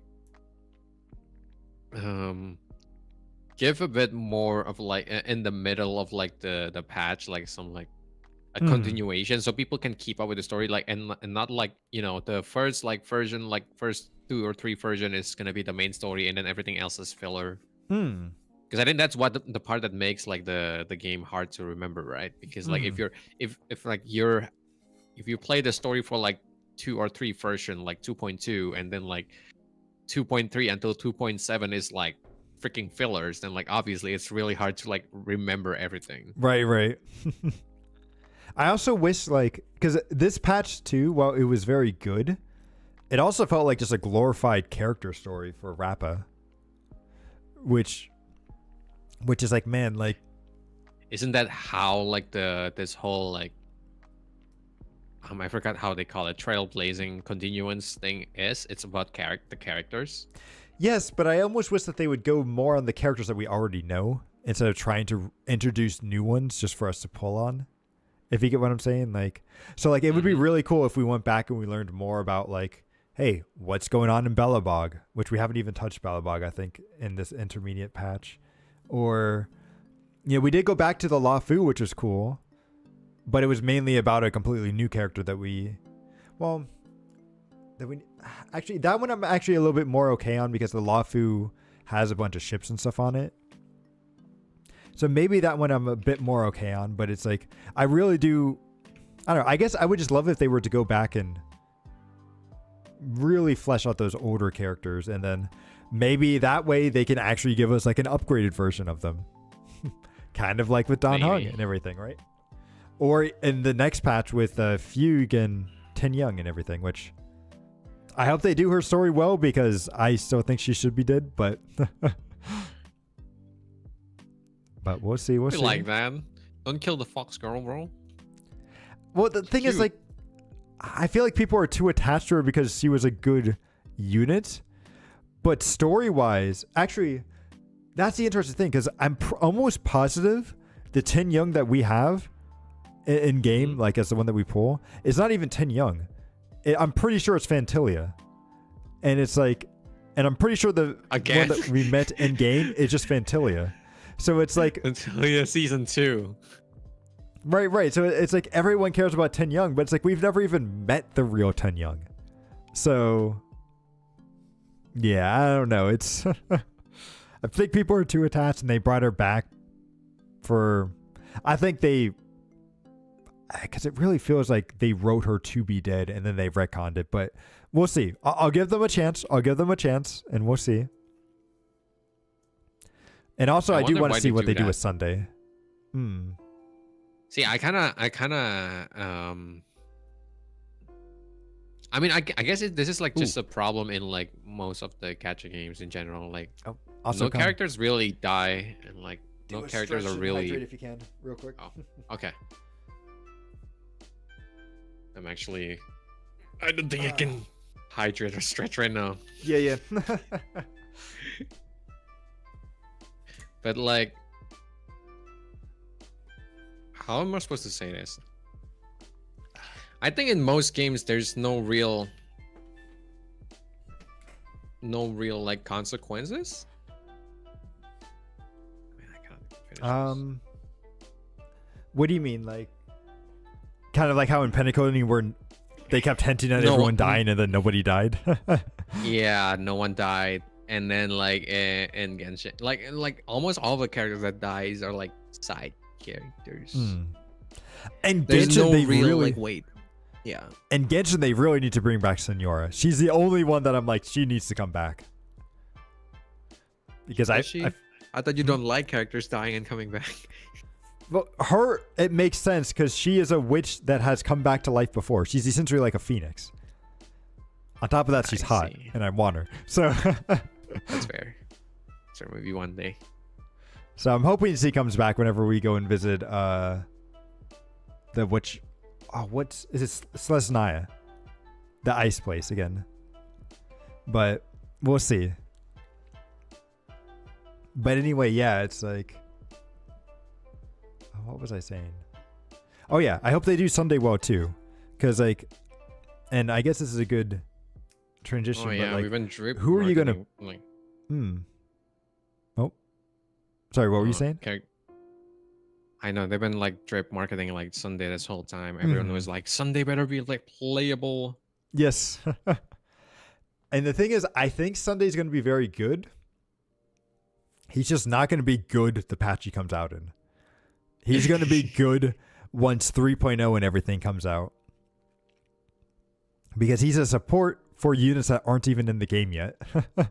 Which, I mean, we sort of have some units that kind of have summons, but he seems like he's really in there for the remembrance path and everything, right? Yeah, I mean, but like, I still don't know like the kit and everything, so I don't know. Like, you know, I haven't been playing the game in a while. I don't know how remembrance is gonna go. Well, it's supposed to be like bits and bobs, but yeah, you know, not enough to make a conclusion. Yeah, I don't think anybody really knows outside of those that have looked at leaks and stuff.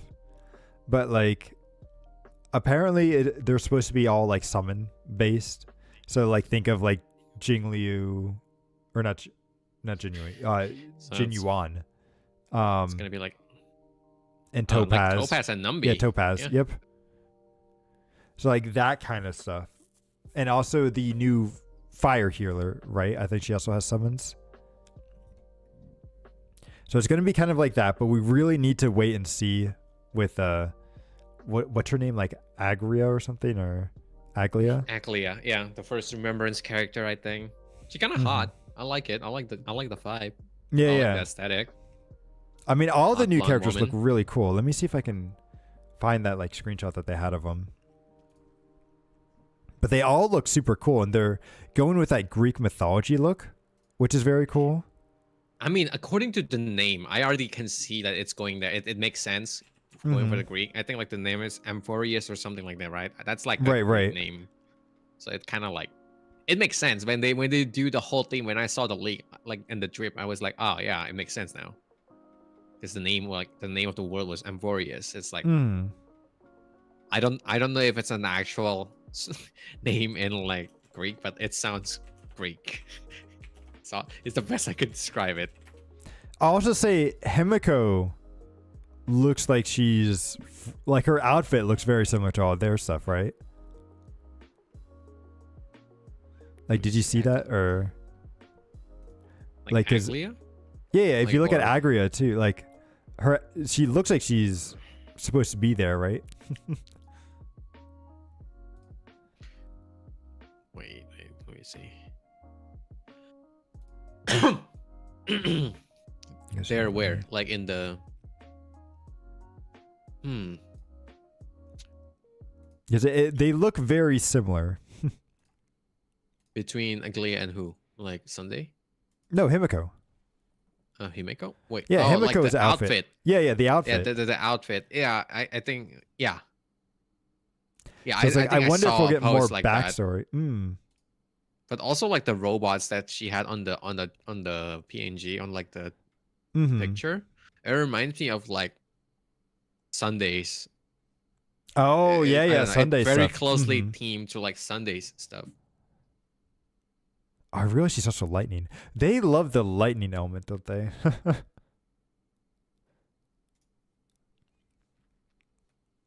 They sure do. It's their favorite thing.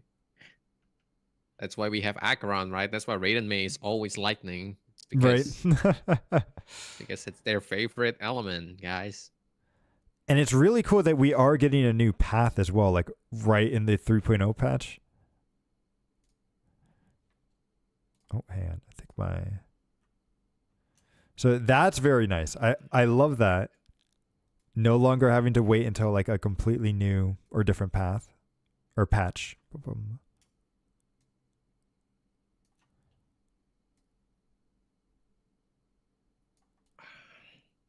But yeah, so what are your thoughts on 3.0? You looking forward to it, or? The characters looks great, but I haven't followed it in a while. The gacha hell left me with quite a scar there, so I don't know how much excitement I can muster into the game. I don't feel like spending anymore. That's definitely it's definitely a thing. But like the character does look great. I don't know how they look in the game. Some of these guys, at least actually, I think looks great. I don't I haven't like fully seen like the full body of like everyone else. I think I only see like the pictures. Right. But some of the guys look great. I hope they're as buff as they look in the splash art. Because they do have a problem of nerfing our guys here in muscle mass, but... See, Wu already has that. They just need to make them playable. They do. Like Yan, fucking Yan. Like, I don't know why we got like Yuan Wu, like the freaking like boxing guy. Young. Did you see the post that I made like last week or something? I think you mentioned something about. So Yuan Wu is that character with the hat, the one that shows up in the main story once, and then you never see them again. Yeah, the guy with his Yeah, like why do we?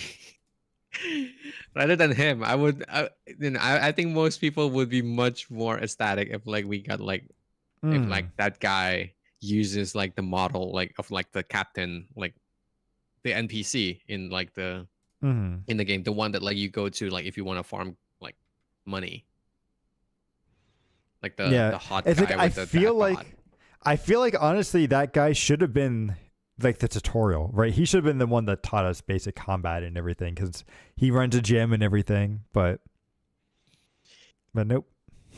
Yeah, I mean they can probably make it happen.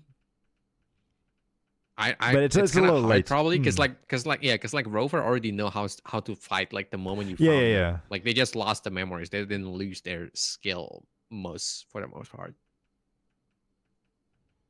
So, but like, yeah, I don't know. Like the like I just saw like Hoyo Games had this thing where like their characters looks really good, and then their NPCs are almost all like meh. They're crap. Yeah, and Weathering Waves has really amazing looking characters. Like even when I was doing the Black Shore stuff, like what was it like Hoda or something? Looked great. Yeah. Hoda looks great, and then like some of the random ones looks really fine. Like I could see them like it doesn't have to be like they don't look like on the level of like a playable character, but like they look fine enough. Right. And like some of them just look straight up like this character could be playable, and like I would have like if you told me this is playable, I would have believed you. Because what's that guy's what's his name? The buff guy that they have as well. Yeah, that's the guy that I've been talking about. Yeah, like yeah. Yan. What? No. His name is Yan. Yun? How do you spell that? YHAN. Yan. Yeah, this maybe guy. maybe the way they say it is different, but like at least like the spelling says Yan. Or like the NPC that you meet in like Hongchen, like the mountain area. So maybe I shouldn't have had this on Google, because there are some interesting fan art. Really? People like him. Oh yeah, people really do like him. That's why they were like, "Why is this character not playable?" And I'm like, "Yeah, they have a model this good, and then we got Yuan Wu. What the fuck? He doesn't even show up in the story except like that one time." Yeah, so hopefully they'll do better with that. But okay, so speaking of Weathering Waves. What do you think about their new characters? I love Zani. I want Zani. Zani. Yep. I think Zani is horn. She's a favorite. I really like her too. I want her. She's honestly like a better Arlecchino in my opinion. Like she looks so good. I think she has a different vibe, but they do have the same colorway. I do. They have different vibe though. Arlecchino seems like that one person that like that girl that would look down on you. Like if people call her like a dummy mommy, like I would understand. Like she got that look. Zani doesn't look like a dummy mom. Well, yeah, Zani doesn't look like a character that looked down on you. She just looks like a character that will like straight up ignore you. But she looks. It's really like nice. If you're watching, it's like if you're watching an anime, right? And then there's one character that is like super ara and like flirty and stuff, and then there's one character that's straight like that. She's just all business. She's all business. Yeah, but she was like, she's just like straight up like no emotion or like super busy, super business, super strict and stuff like that. I also really like how do I say her name? Phoebe. Phoebe. Oh, it's okay. Because I think it's Phoebe, right? So I think that's an E. Okay, I think the weird font that they have here made it hard. Okay, I can see that being Phoebe. But yeah, it's like I struggled with that name too. It's okay. But I like her because she looks like a much better. Who's the Taylor Swift character from Genshin? Taylor Swift. What? Navia? Navia, yes, Navia. Right, she looks like a much nicer and better Navia. Like she looks so good. I love this design. It's so, like, it's so subtle. She's so pretty. Like, that's fair. I think Phoebe has like that like elegant look. Yeah, very elegant, right? But you could tell that she's like a rich character and everything, right? Whereas like I feel like that's what Navia was supposed to be too, but she's also like kind of she's showing way too much skin. But really? Like yeah, Navia, like and I don't mind extra skin. I don't know, but she's supposed to be like a rich aristocrat, right? So it's like this seems like a bit too showy. Which is really funny, right? They always say that like why is like a Gunner game, and then like this came out and like all the characters are like fully dressed. I don't know, this guy though in his stamp, like right there, like well, the guy has Brent. Like this whole like pirate vibes to it. It's very cool. I like his pirate vibe here. Yeah, I like it too. And then, but I have to say, really cool. My favorite character, I actually really like Roka or Ruka. Rocha? Yeah, Rocha. It's an I there, Rocha, or like something like that. Okay, this font is killing me. I don't. So it's Phoebe, Bran, Rocha, I think, Zani, and then Carlota. Carlota. Oh yeah, she looks. Dude, have you seen the artwork for Carlota? Like the two? Yeah, for her, and then I think the other. Oh yeah, the Rocha is like super like all like in your face, like the art. Like Carlota is like much more like subdued, like the art thing. Like because she's just like chilling there, and like it's like the picture of her whole like room and everything, right? And then like Rocha is just straight up like boom. She's the whole circus. She's in the circus. Yep. Yeah. But it's so cool. Like I really like what they're doing with their art and everything. Yeah, I think the art is like taking it to the next level. You know what? Rocha gives me this like Penacony vibes. Like the whole. Oh, I could see that. Like, yeah. The whole clown and then carpet and like she's the whole show coming at you.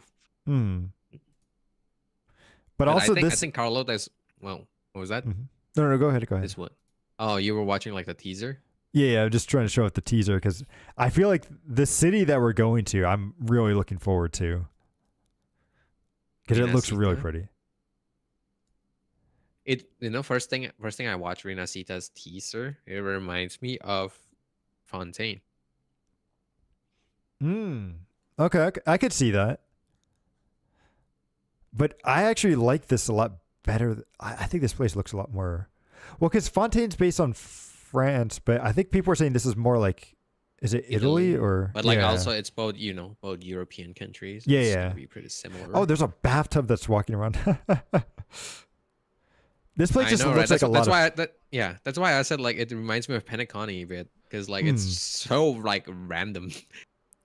Well, what I thought was so funny is when I was watching people like watching the stream or like right before it, they were like, man, whatever place we go to next really needs to be like a happy-go-lucky place because we've been kind of in like this war-torn stuff for a long time.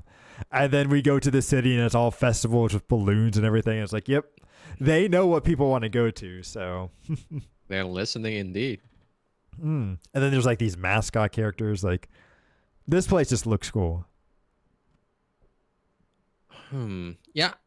I think that's a good thing overall. People really enjoying it. I personally wish that the story take a dark turn.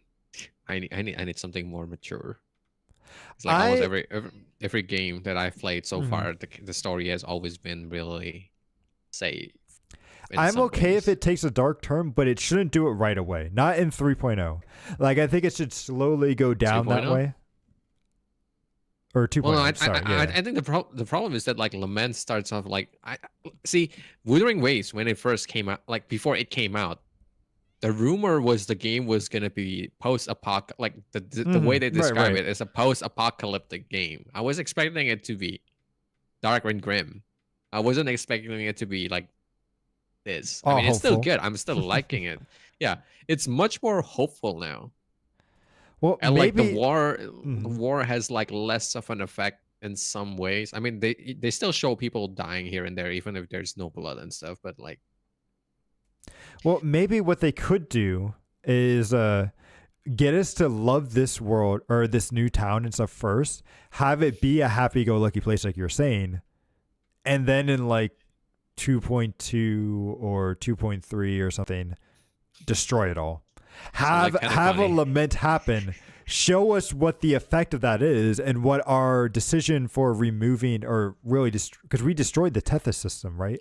Yeah, we stopped it. Yeah, we because like Tethys system is supposed to continue working with like Shorekeeper and the core, right? Yeah, but, like, and then we got rid of Shorekeeper and got her out of there, and so it's like I mean we replaced her and we basically replaced the whole like logic of like the system, right? Because like the way they were doing the whole like prediction stuff is that like they took a lament and then they replayed the lament over and over, right? To like do the put it into like a time stuff. loop.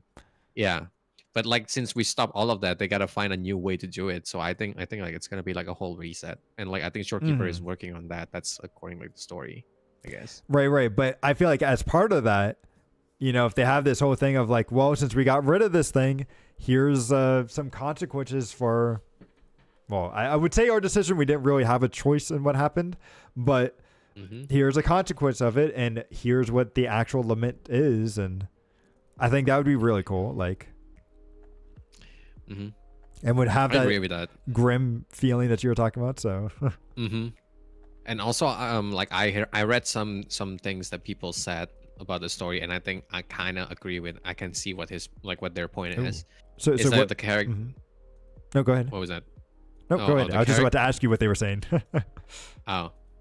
They need to have the character interact with each other more.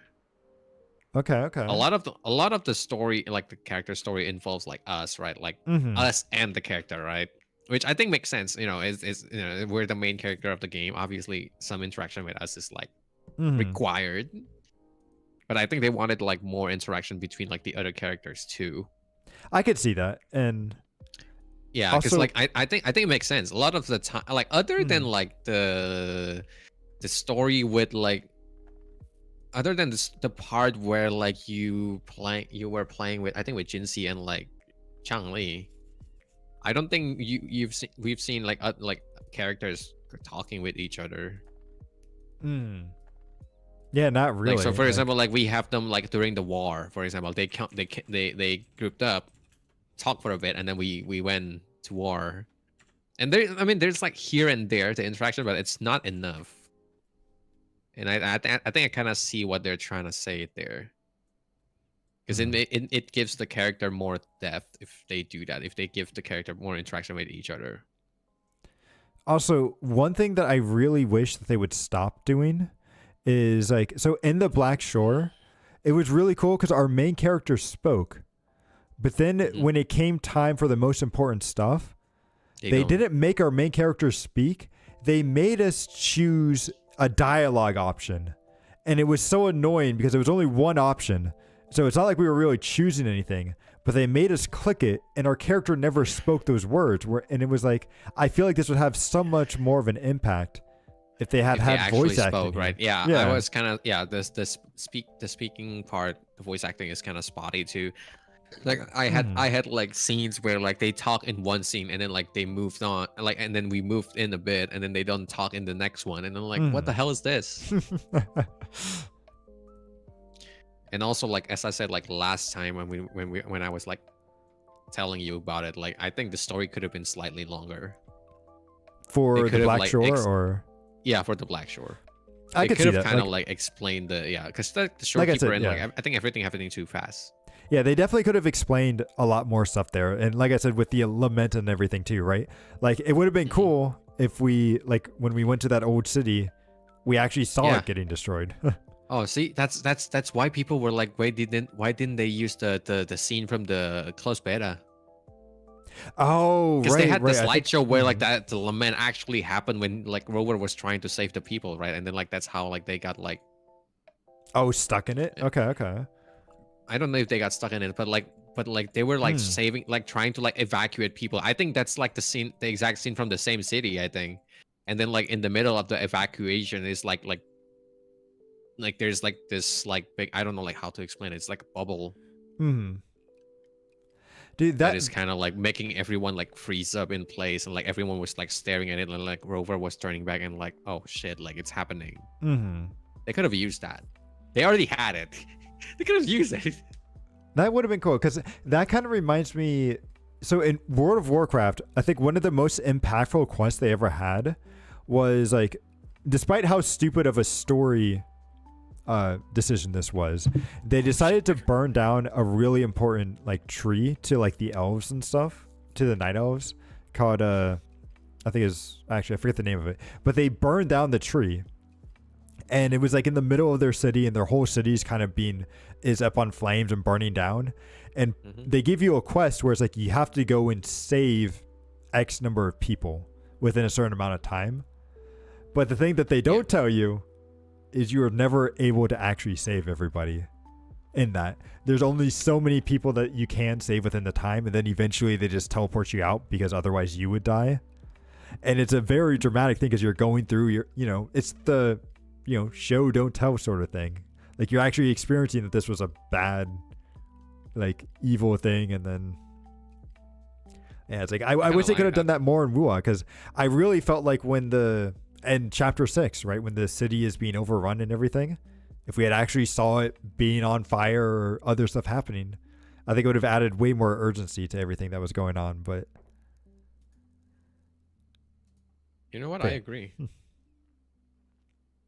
Yeah, they could have had the story give more impact that way. And I think it would have made more sense as to why some of those characters were there. Like why the guy that you were ripping on, the blue-haired cafe person, why was he there helping out people? Well, if the city was on fire, he could be helping out people, and that makes sense. The tiger guy, who's part of the circus, makes no sense why he's helping out military people fighting either. Well, no, like the wait, this is different though. Like the scene that is happening in the closed beta, like the scene that I was talking earlier. No. Those are that's from the past. That's like the past Rover. No. I get that. I mean more of like just in general, like things. It gives a reason as like, why people are actually risking their life and doing like helping out and stuff like that. Right. Because like if they see like if you show like the extent of like what can happen. Exactly, right. Because otherwise gives more weight to it. Yeah, that makes sense. Otherwise it feels like they're just there for plot conceit. Yeah, that's fair. I gotta go do something real quick. I forgot. My mom told me Okay. left me like some stuff. I'll be back in like a couple minutes. Yep, no worries. I'll keep the chat entertained then while Sorry, while you're guys. gone. Yep. But yeah, it's like I said, it's been a very cool journey seeing, Star Rail and Wuthering Waves back to back. And then I think it was actually probably a good thing that I did take a break from Star Rail, because it has kind of reopened my eyes up and kind of see the stuff that's like, is kind of wrong, like some of the faults that it has. I think being able to point that out is probably a good thing, because I feel like Star Rail has very good writers and they can come up with a very good story. They just really need to be able to tell that story better. Because I'm sure, like, if you look at the stream that we did over the past couple of days, like how often we were just sitting there doing nothing, like waiting for stuff to happen. Like, even though all of their models, like they have 3D models, they're all animated, they're all rigged animated textures and everything. Why they don't use those models more is very weird. Whereas like Wuthering Waves has the exact same characters, yet Wuthering Waves is able to do it like just so much better. Like, honestly, I wish I had actually streamed that the Blackshore stuff, because man, those cutscenes were beautiful. Also, I keep kicking myself because Shorekeeper is so pretty, and I'm like, I want her, and I can't get her anymore. So I'm gonna have to wait for the rerun. But yeah, it's like, I feel like if Wuthering Waves can iron itself out, it'll be a very solid game in the future. And if Star Rail can fix its storytelling, I think it'll be very good.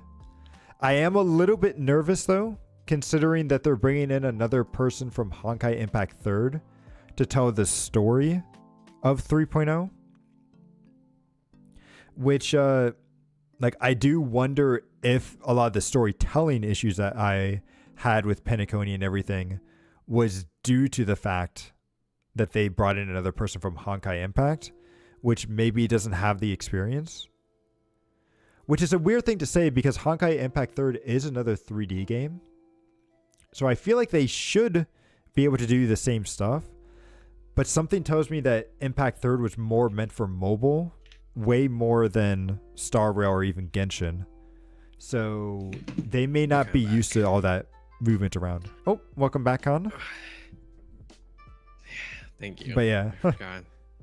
She was trying to cook something, so she had me do something, but I Oh, no worries. It should have been half an hour ago. Well, hopefully you won't get in trouble, right? Hopefully she didn't know. Okay, good. But yeah. Oh.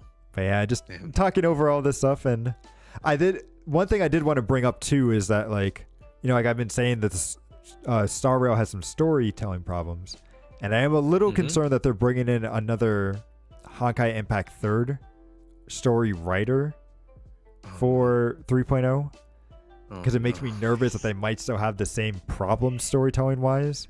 The story might be really good, but the storytelling may not improve. So I don't know why, but a lot of these games seems to always have problem doing that. Yeah, well, it's because I feel like they're basing it off of a lot of JRPGs, and honestly, probably a lot of the because a lot of gacha games are more PNGs talking back and forth to each other, right? So they probably don't have a lot of experience, like actually being able to use their medium to the full potential. So, which is why I appreciate UA. I think they're doing something different. They are, like, they're doing a very good job, and even like ZZZ, I feel, is sort of breaking it. Like, they're using like a comic book style and stuff. They're doing something new. But also, I think what ZZZ doing is much more JRPG like. Because like that's how like character talk. I think if you talk like in Persona or like something like that, it's probably pretty similar, right? Yeah. Although they still do have plenty of their black screen stuff. Like, they need to get rid of that. I personally hated those scenes. They're so even in stupid. WoW, they have those, but like to a lesser degree. They do sometimes, and it can be annoying. But I feel like WoW gives you so much anyway that it's like it's okay. But when like Star Rail is just like, it's just these two characters standing next to each other, and then they don't. Yeah, I mean, this. Yeah, even when like it's actually talking to each other, like most of the time, like the expression they make is like really. Yep. Generic and like really like straight faced, and I'm like, bro, could have done more. You want to know one so thing? Much money, could have done more.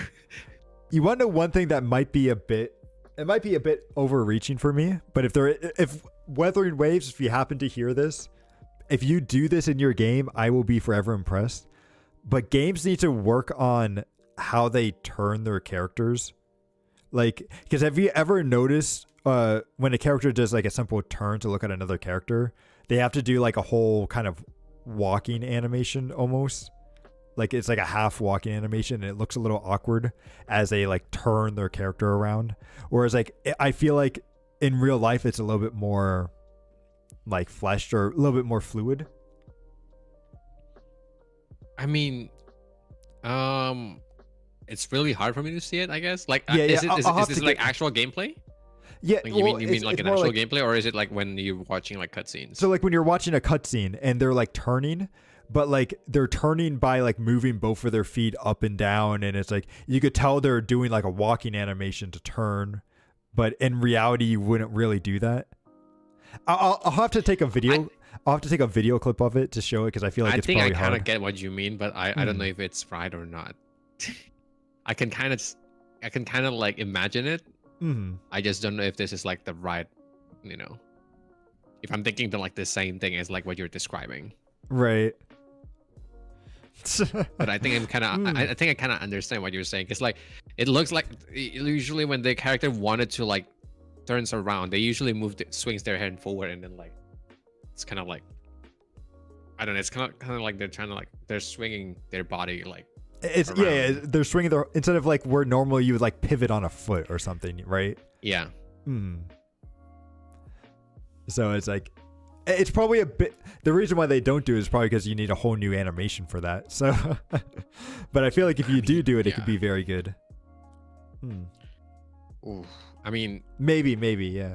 Maybe it could save. I don't think space, I've seen any person like, complaining about it. I'm not sure. No, it's me just being super picky. As someone who's trying to, like, I've been trying to learn a lot of 3D and animation stuff, and it's like, I'm noticing. It's like one of those things where it's like once you learn about it, you start seeing it everywhere, and then it annoys you. You know, like, have you ever had that before? Like, you start looking into something, and then it's like you see people doing it wrong, and it's like, like, I didn't notice that before, but now I do.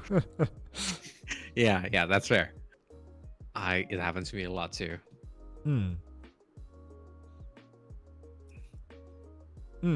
Right, now you're even thinking about like how do you turn and stuff. Like the best way to describe it is if you've ever played MMOs, they always have keyboard turning on by default with like the arrow keys, and it's like they look a little weird as they're like turning their character around, and then it just doesn't look fluid in a video game. But in real life, you would handle it much differently. It doesn't look right. It's not that jarring, but it doesn't look right. Yeah, it's not like jarring where it just doesn't look right. Yeah, that's actually the right way of saying it. Oh, but man, we've been going on for quite some time. Is there anything else that you kind of want to cover then? Because I think we. I don't know. So you said you haven't done the new story yet, right? For Wuthering Waves. Yeah. No, Wuthering Waves. Oh, Wuthering Waves? Oh, I played the story. I just haven't played the character story. HSR. Okay, it was Star Rail that you didn't do. Okay. Yeah, Star Rail that I haven't played, yeah. And then did you get the new character, Camellia? I got her C6. Okay. Because I have her weapon. I still have not gotten her character. I lost the 50-50, I think like today. I'm so mad. I don't know if I want to use my... whatever the coral stuff, like it's like I don't know if I want to use the premium coral stuff to get more pools or so save for constellations, because I'm like, man, am I going to be able to farm up enough stuff to get her, or just spend. I mean, like have you played all the events, like the labyrinth and stuff? No, I haven't done any of the events. Right? Yeah. Yeah. No, I still need to go through the events and story and everything. So still have a chance there. It's okay. Like I was the same thing too. Actually, I was pulling with my friend offline. Me and him like had the same thing. We lost 50-50, and then we go to the weapon, and then we get the weapon immediately. Yeah. And we're like, damn it. Well, because I'm like, you know what? I'll just build some pity on the weapon. And then I did 1 10 pull and it came. And I'm like, damn it. Now I really have to get the character. Otherwise. To be fair, the weapon, you don't... it can be used in other characters, is what I'm going to say. It can, but it looks so much nicer. I'm such a... Like, I really like the fashion on that. Now you have a skin. You can change the skin. It doesn't have to look that way. Oh, that's a good point. I didn't... Ooh, I forgot about that feature. I need to go and do that to unlock it. Yeah. Yeah. Problem is that you gotta grind it on the elusive realm. Fortunately, elusive realm characters are so fucking OP. Like everyone is carry basically in that game. So did they give you like the free units, kind of like how they did with the other game modes? Just like the usual one, but like even they give you like the shorekeeper for you to like try and use. Like the shorekeeper in elusive realm is like a freaking machine gun. Okay. Like the shorekeeper that I have is not fully built for damage at all, right? Like it's all support echoes, support like upgrades and stuff like that. Even the weapon is like her weapon, which is obviously like the buff is like for support, right? And then I went into like the elusive realm, and like the boss just melts because like when I do like an attack, like she just shoots up like like do you know her attack animation where like she uses like butterflies and stuff? Yeah, I didn't understand because I used her a little bit when in the Black Shore stuff, and I had no idea what her kit was doing, and they weren't telling me what anything was. So I'm like. So right, like when you have like the forte, like the bar on top of her health full, like she can do like this. She can kind of like do this like attack where like it's like I don't think like it shows up in like the normal circumstances. I think like you need the ultimate or something like that to show up like the butterfly missiles, like kind of like this projectile. But like in the elusive realm, every attack spawns those missiles, so like every attack just turns into like oh nice rain. Okay yeah, no, it was just raining bullets basically. Like when I was like playing, I was like, this is insane. Like everyone is carry in this game, like on like especially on the elusive realm. And like Calcharo, for example, a lot of people don't use him, right? But like in elusive realm, I still use him. Oh, do you use him? Okay. Well, but like a lot of people I only have one team built at the moment. Yeah, because like he falls off when Xiang Liao came out, because like he's the better Calcharo according to people. When who came out? Like the Xiang Liao, like the free 5-star guy. Oh, the free guy that I didn't end up getting because I didn't log in time for. Yeah. Because like everyone that gets him just like use him instead, because like he is like way easier to like build up and stuff, like the damage. Okay. But like in the elusive realm, like basically like his upgrade is that like every time he attacks, his illusion comes up and attack more. Oh, okay. So like every attack it turns into like 3 hits, because like every time he hits, there's 2 illusion comes out and like do the same attack.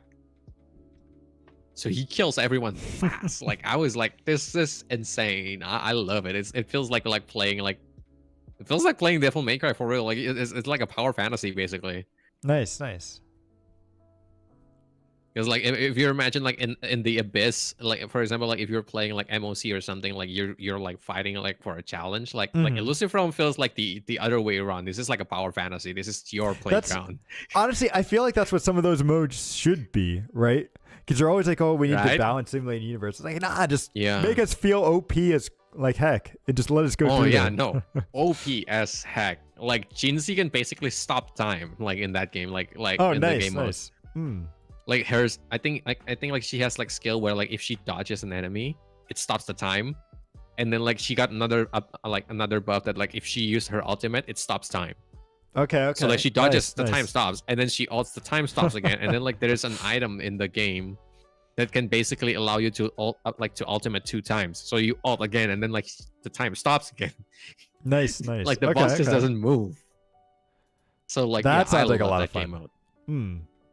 I'll have to try that I'm after. Because I still need to still do sad. It's not permanent though. Oh, it isn't? Okay. Like the permanent one is the labyrinth, not the elusive realm. The elusive realm is still seasonal. Okay.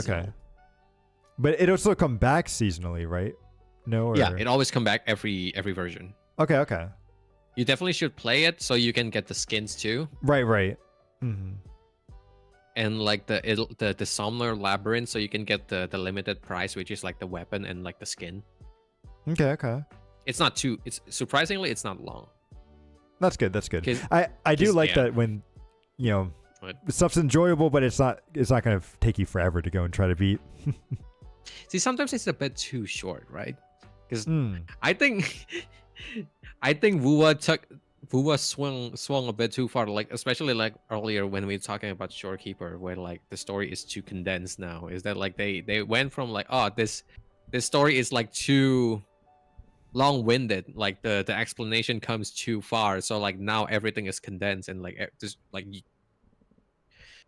they're gonna drop you like everything on you in like 3 hours, and like I wish it's kind of like more in the middle ground. I wish it's a bit longer, like it's not long-winded, it doesn't drag around, but also it's still more like well-paced. I think I think there's still like I think they can still find a better middle ground there, because like the Shorekeeper's mission is only like 3 hours. I think it's like on the shorter end. Oh, is it? It took me when quite I a played while. It was 3 hours. I don't know. I felt like it took me like. Really? Yeah, I felt like it took me like at least like 4 to 5. Like, I guess it isn't too much longer, but I think in total it took me 4 hours, because like I was counting like how long I played, but also like I was playing with. I did some also take a lot of pauses. breaks. Yeah. Yeah, that's the thing. Like I'm estimating like in terms of like the content itself, like not considering like the time I roam around or like I spend my energy and stuff like that. Gotcha. I'd say like it's more close to 3 hours, and like that's like the shorter end of the storyline. And like considering how like Wuwa is like slower in terms of update compared to the other games, I feel like they could have like given more. That's fair.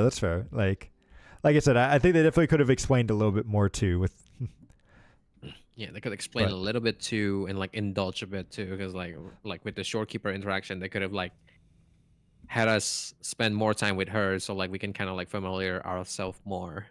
So like the stake becomes higher when like she get like, well, spoiler, she gets dragged into like the freaking black hole and everything.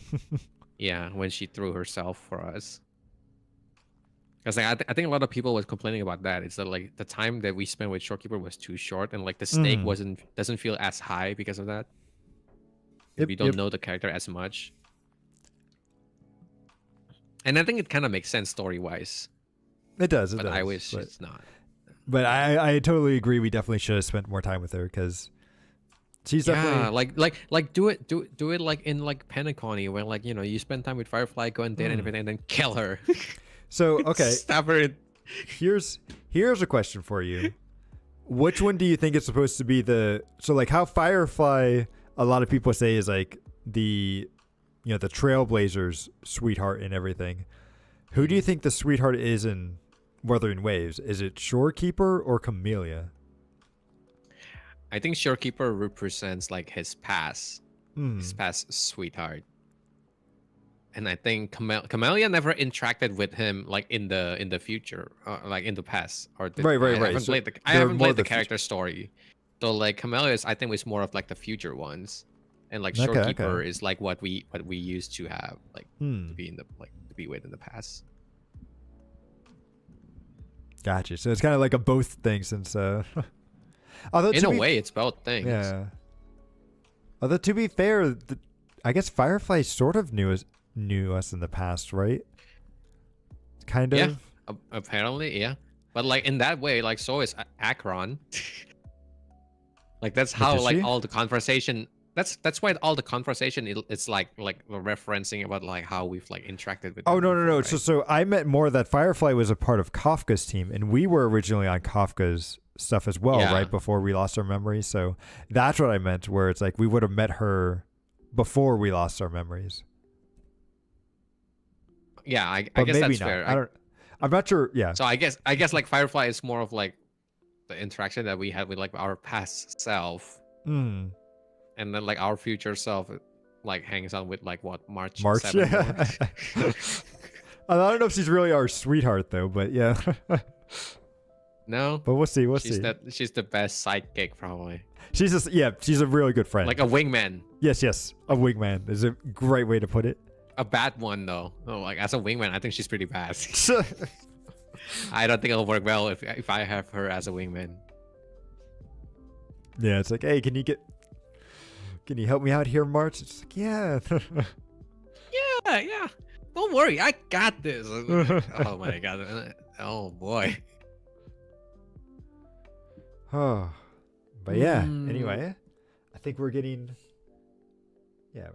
at time now. So, anything else you want to mention just real quick, and then we'll probably end it for today. I mean, I'm looking forward to the new gacha games, and then to the update next year. Yeah, next year. I think Genshin is also gonna have next year like Mafuika, right? I think. Oh, that's a good Mafuika point. next year. Would they have? They might have a new region next year, actually, for Genshin. Yeah. Wait, really? I would think so, right? Because it's like the new Nightland's been out for a while already. Like, aren't they on the second or third patch? It's 5.3. It's 5.3. Yeah, it's 5.3. It's still gonna be. So maybe this the secondary region is that you're talking about, like kind of like the chasm, like for Leah. Maybe, but I feel like they could. Maybe they could do a new world. We'll have to see. I don't think it's gonna be like a whole new like kingdom zone. I think it's gonna be like the side zone. It's kind of like the same as like in Konamiya, and like the. Wait, but you don't even think like even at the end of the year they wouldn't do anything? No.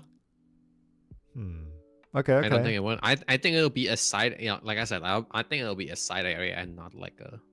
Because like the story is not even done yet, so like I don't think they're gonna introduce a new kingdom, like a new nation. Considering that the story not at all is not throughout the done. whole entire next year, they're not going to have a new.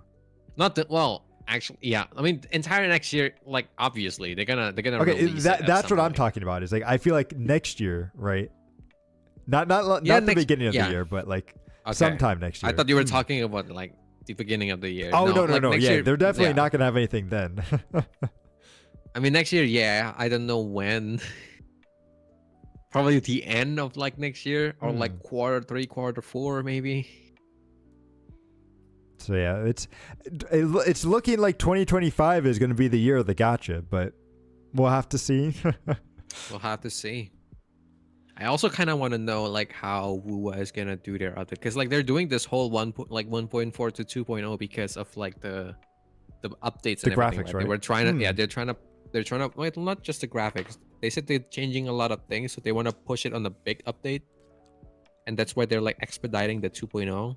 I think they also kind of want to like synchronize it with like the new year. I think so, like a new year, new version. I think that's maybe what they're trying to aim for. Maybe that would be very cool. See, I want to see though, like how much version they're gonna do after that. Are they gonna stick around with like 2.4, 2.5, and then new version? So like that mean like it'll be like every 6 months or so. Does that mean like the story would progress faster than it did on like Genshin? And even like Honkai Star Rail, right? Because Honkai Star Rail is also yearly in a way.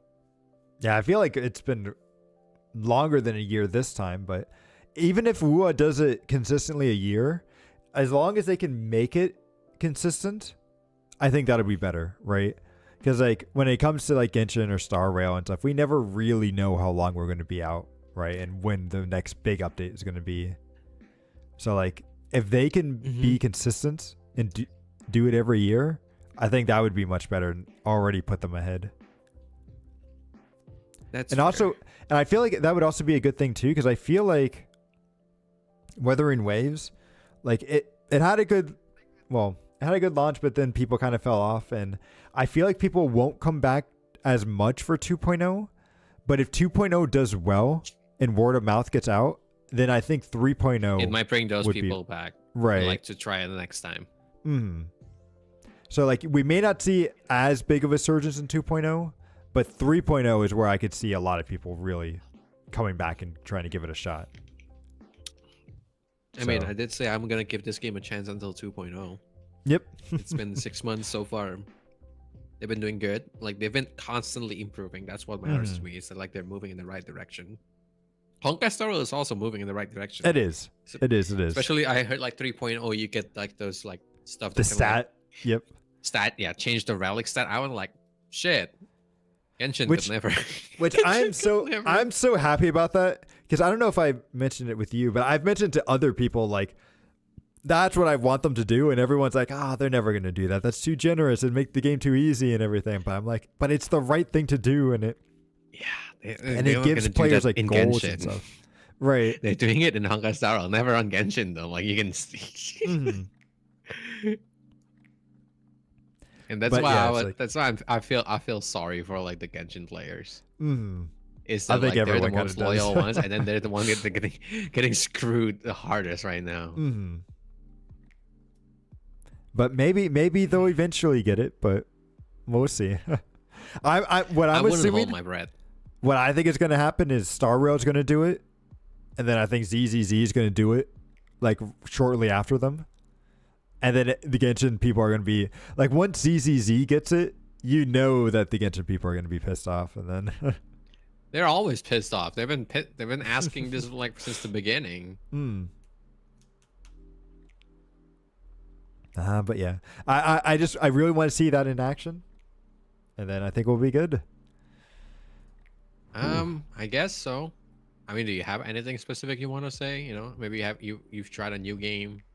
Oh, at the end here? No, there hasn't really been anything new outside of what we talked about before. And then really next week, looking forward to all the new games and everything. So I think that'll be a lot of fun. And then have to prepare for the holidays as well, which is not looking forward to that. Or at least my wallet's not looking forward to that. I mean, I am, but my wallet's not. Anything. Right? You don't have to spend on anything. I mean, I've got to get my family some presents. So, nah, you don't have to. It's okay. No, if I don't like my siblings and us get into a little bit of competition on, like, who gave out the best gift and stuff to each other and everything. So. I see. It's a sibling competition. Like, couldn't be me. I have no siblings, so I wouldn't. I wouldn't get it. But yeah, I guess that's it. So yeah, thank you everybody. What to say? Yeah, do you have anything planned for the coming weeks, or? We usually don't do anything special on like for my family on the New Year. Probably like just like some family dinner. Okay, I actually meant more for on the streaming side, or. Oh, on the streaming side. I don't know. I've been thinking of like trying to like go back again. I still have to like figure out like the time. A schedule. Gotcha. Yeah. Okay. And like also what to stream. I'll probably actually like I guess like the easiest way to like would be like to stream like my grind, because I do have to grind every day. 4 fucking accounts. that's like an hour or something. Yeah, I mean, I have some help like in my other accounts. For example, like my friend is playing my Zenless and like Genshin. And then I played this Nikkei. I got Tower of Fantasy. But Tower of Fantasy I finally maxed out though, so I started like pulling back from it because I already finished almost everything. And then like there's this like I'm playing Punishing Grey Raven too, and then we got Girls from Land coming and Infinity Nikki, so we'll have to see with that, you know. And then there's even more next year, you know, NTE. I've seen more stuff of like from NTE, and like it's been looking good. Yeah, it's looking and like everything. Also, Project Mugen's gonna coming out next year too, isn't it? Yeah, that's what I said, next year. And there's no specific date for both of them though, unfortunately. But people are saying that it might actually come out before NT. Wait. Really? Yeah. I mean, to be fair, NT has been developed for Mugen has been developed for a long time, I guess. Compared to NT, I would like to think. Yeah, I was stopping myself there because I was about to say NTR instead of NT. Oh my god. So I was like, whoops. I'm like, I know that's not the right initials there, but that's what sequel likes apparently. No, I do not like. You didn't like the sense of immorality. No. Oh, but yeah. So next year is looking really good so far. Yeah. Mm-hmm. So yeah, we'll probably we'll definitely try to get together though before the holidays because I'll definitely be out at the end of December. Oh yeah. Yeah. Toward the end, I can see you going out. You know, everyone has families to visit and stuff like that. I live with mine, so don't have to go anywhere. But there's benefits and disadvantages of living so close to family, right? So yeah, a lot of the only benefit that I have is financial benefits. That's like the downsides. I think there's a lot of downsides. Yep. Like downsides. But you know, it's coming from one side of the argument. You know, maybe as someone that lives like far from your parents, maybe you have like, you know, actually like living with family is better. Maybe. Well, not living with. Like I would not say living with, but living close by. So, like, cause I think the nice thing about living farther away is that like I don't have to go and visit, you know, all the time, and it could be, you know, you can have a little bit more time to yourself. But then it's also a pain when it comes to vacation and other stuff because you always have to take out, like I always have to take out way more time to go and visit them. Right. Whereas like if I lived closer by, I could do like what my siblings do where they go and visit for like a day or two and then go back to their place. But you can just not visit. No. Visit once a year. It's a year. It's a Christmas. It's a time to be jolly, you know. So you if I didn't visit my parents for Christmas, they would probably kill me. But exactly. Just come visit in Christmas and like, all right, that's the yearly quota right there. See you next year. Peace out. But yeah, I guess it's because they know your work condition. If you don't tell them anything, they'll never know. It's like I do like to see my parents too. Like I don't mind it. Like they come to visit me too. So it's not like it's just a one-way trip. So if you don't tell them, you get to visit them on your own term. You don't get, you know, they cannot demand you to visit them. Oh, I mean. I don't know. I would still probably want to come by and visit on Christmas anyway, right? Because it's the no. Like exactly. My whole point is that like when you want to visit them, you can, but they won't be able to be like, hey, I know you work from home, so you got like a lot of free time, or like, oh, I know you only work like 4 days a week. Yeah. So I want you to visit more, and I'm like, that's not how it works. No, I would put my foot down if that was the case, but. But yeah. Ooh, yeah. And also, I need to go at some point. I need to go back to Florida to visit them, just so I can go and see the new Nintendo World and everything. Nintendo World, that's a thing. Yeah, it's a whole amusement park and everything down there. So that'll be fun. I never went to any of those. Any music? Actually, they're a lot of fun. But as someone who grew up in Florida, you know, I'm used to going to like Disney, Universal, and all that stuff. So damn, lucky bastard. Yeah. They added in one. They're adding in a new Donkey Kong zone to the Nintendo World. So. Oh shit! What do you do in it? Like actually, like is it like exploring? Yeah. So they have a bunch of like exploration stuff. They have some rides. They have a lot of kind of like puzzles and games and stuff that you can do. Like you have this like special watch that you use that can like track the stuff. Like it has like an RFD reader or something on it. So like it like scans it when you go to activate the rides and stuff. And interesting. Damn.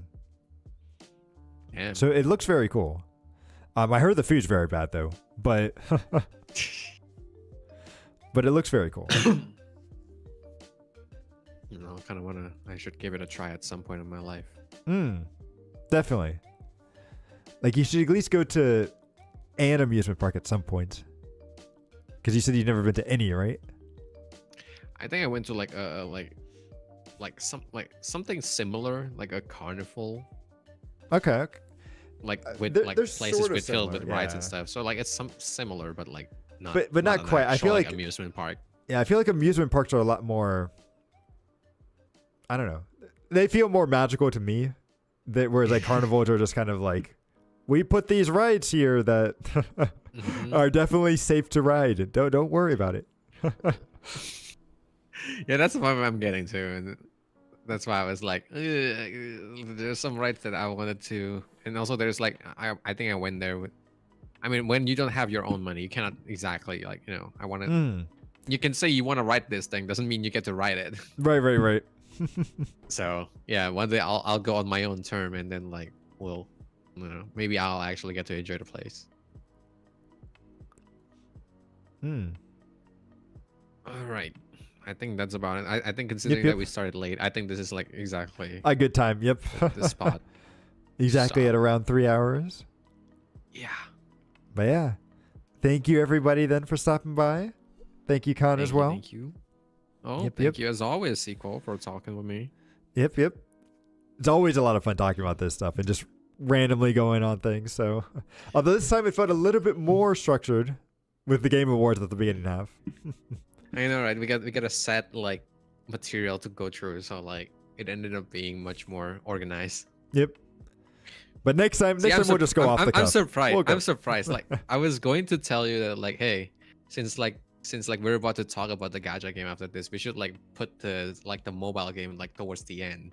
Oh, so towards the transition. Yeah. But like they thought about it in like the Game Awards. So like, it's a good jumping point. But yeah. Thank you again, everybody, and we'll see you again next time. Later.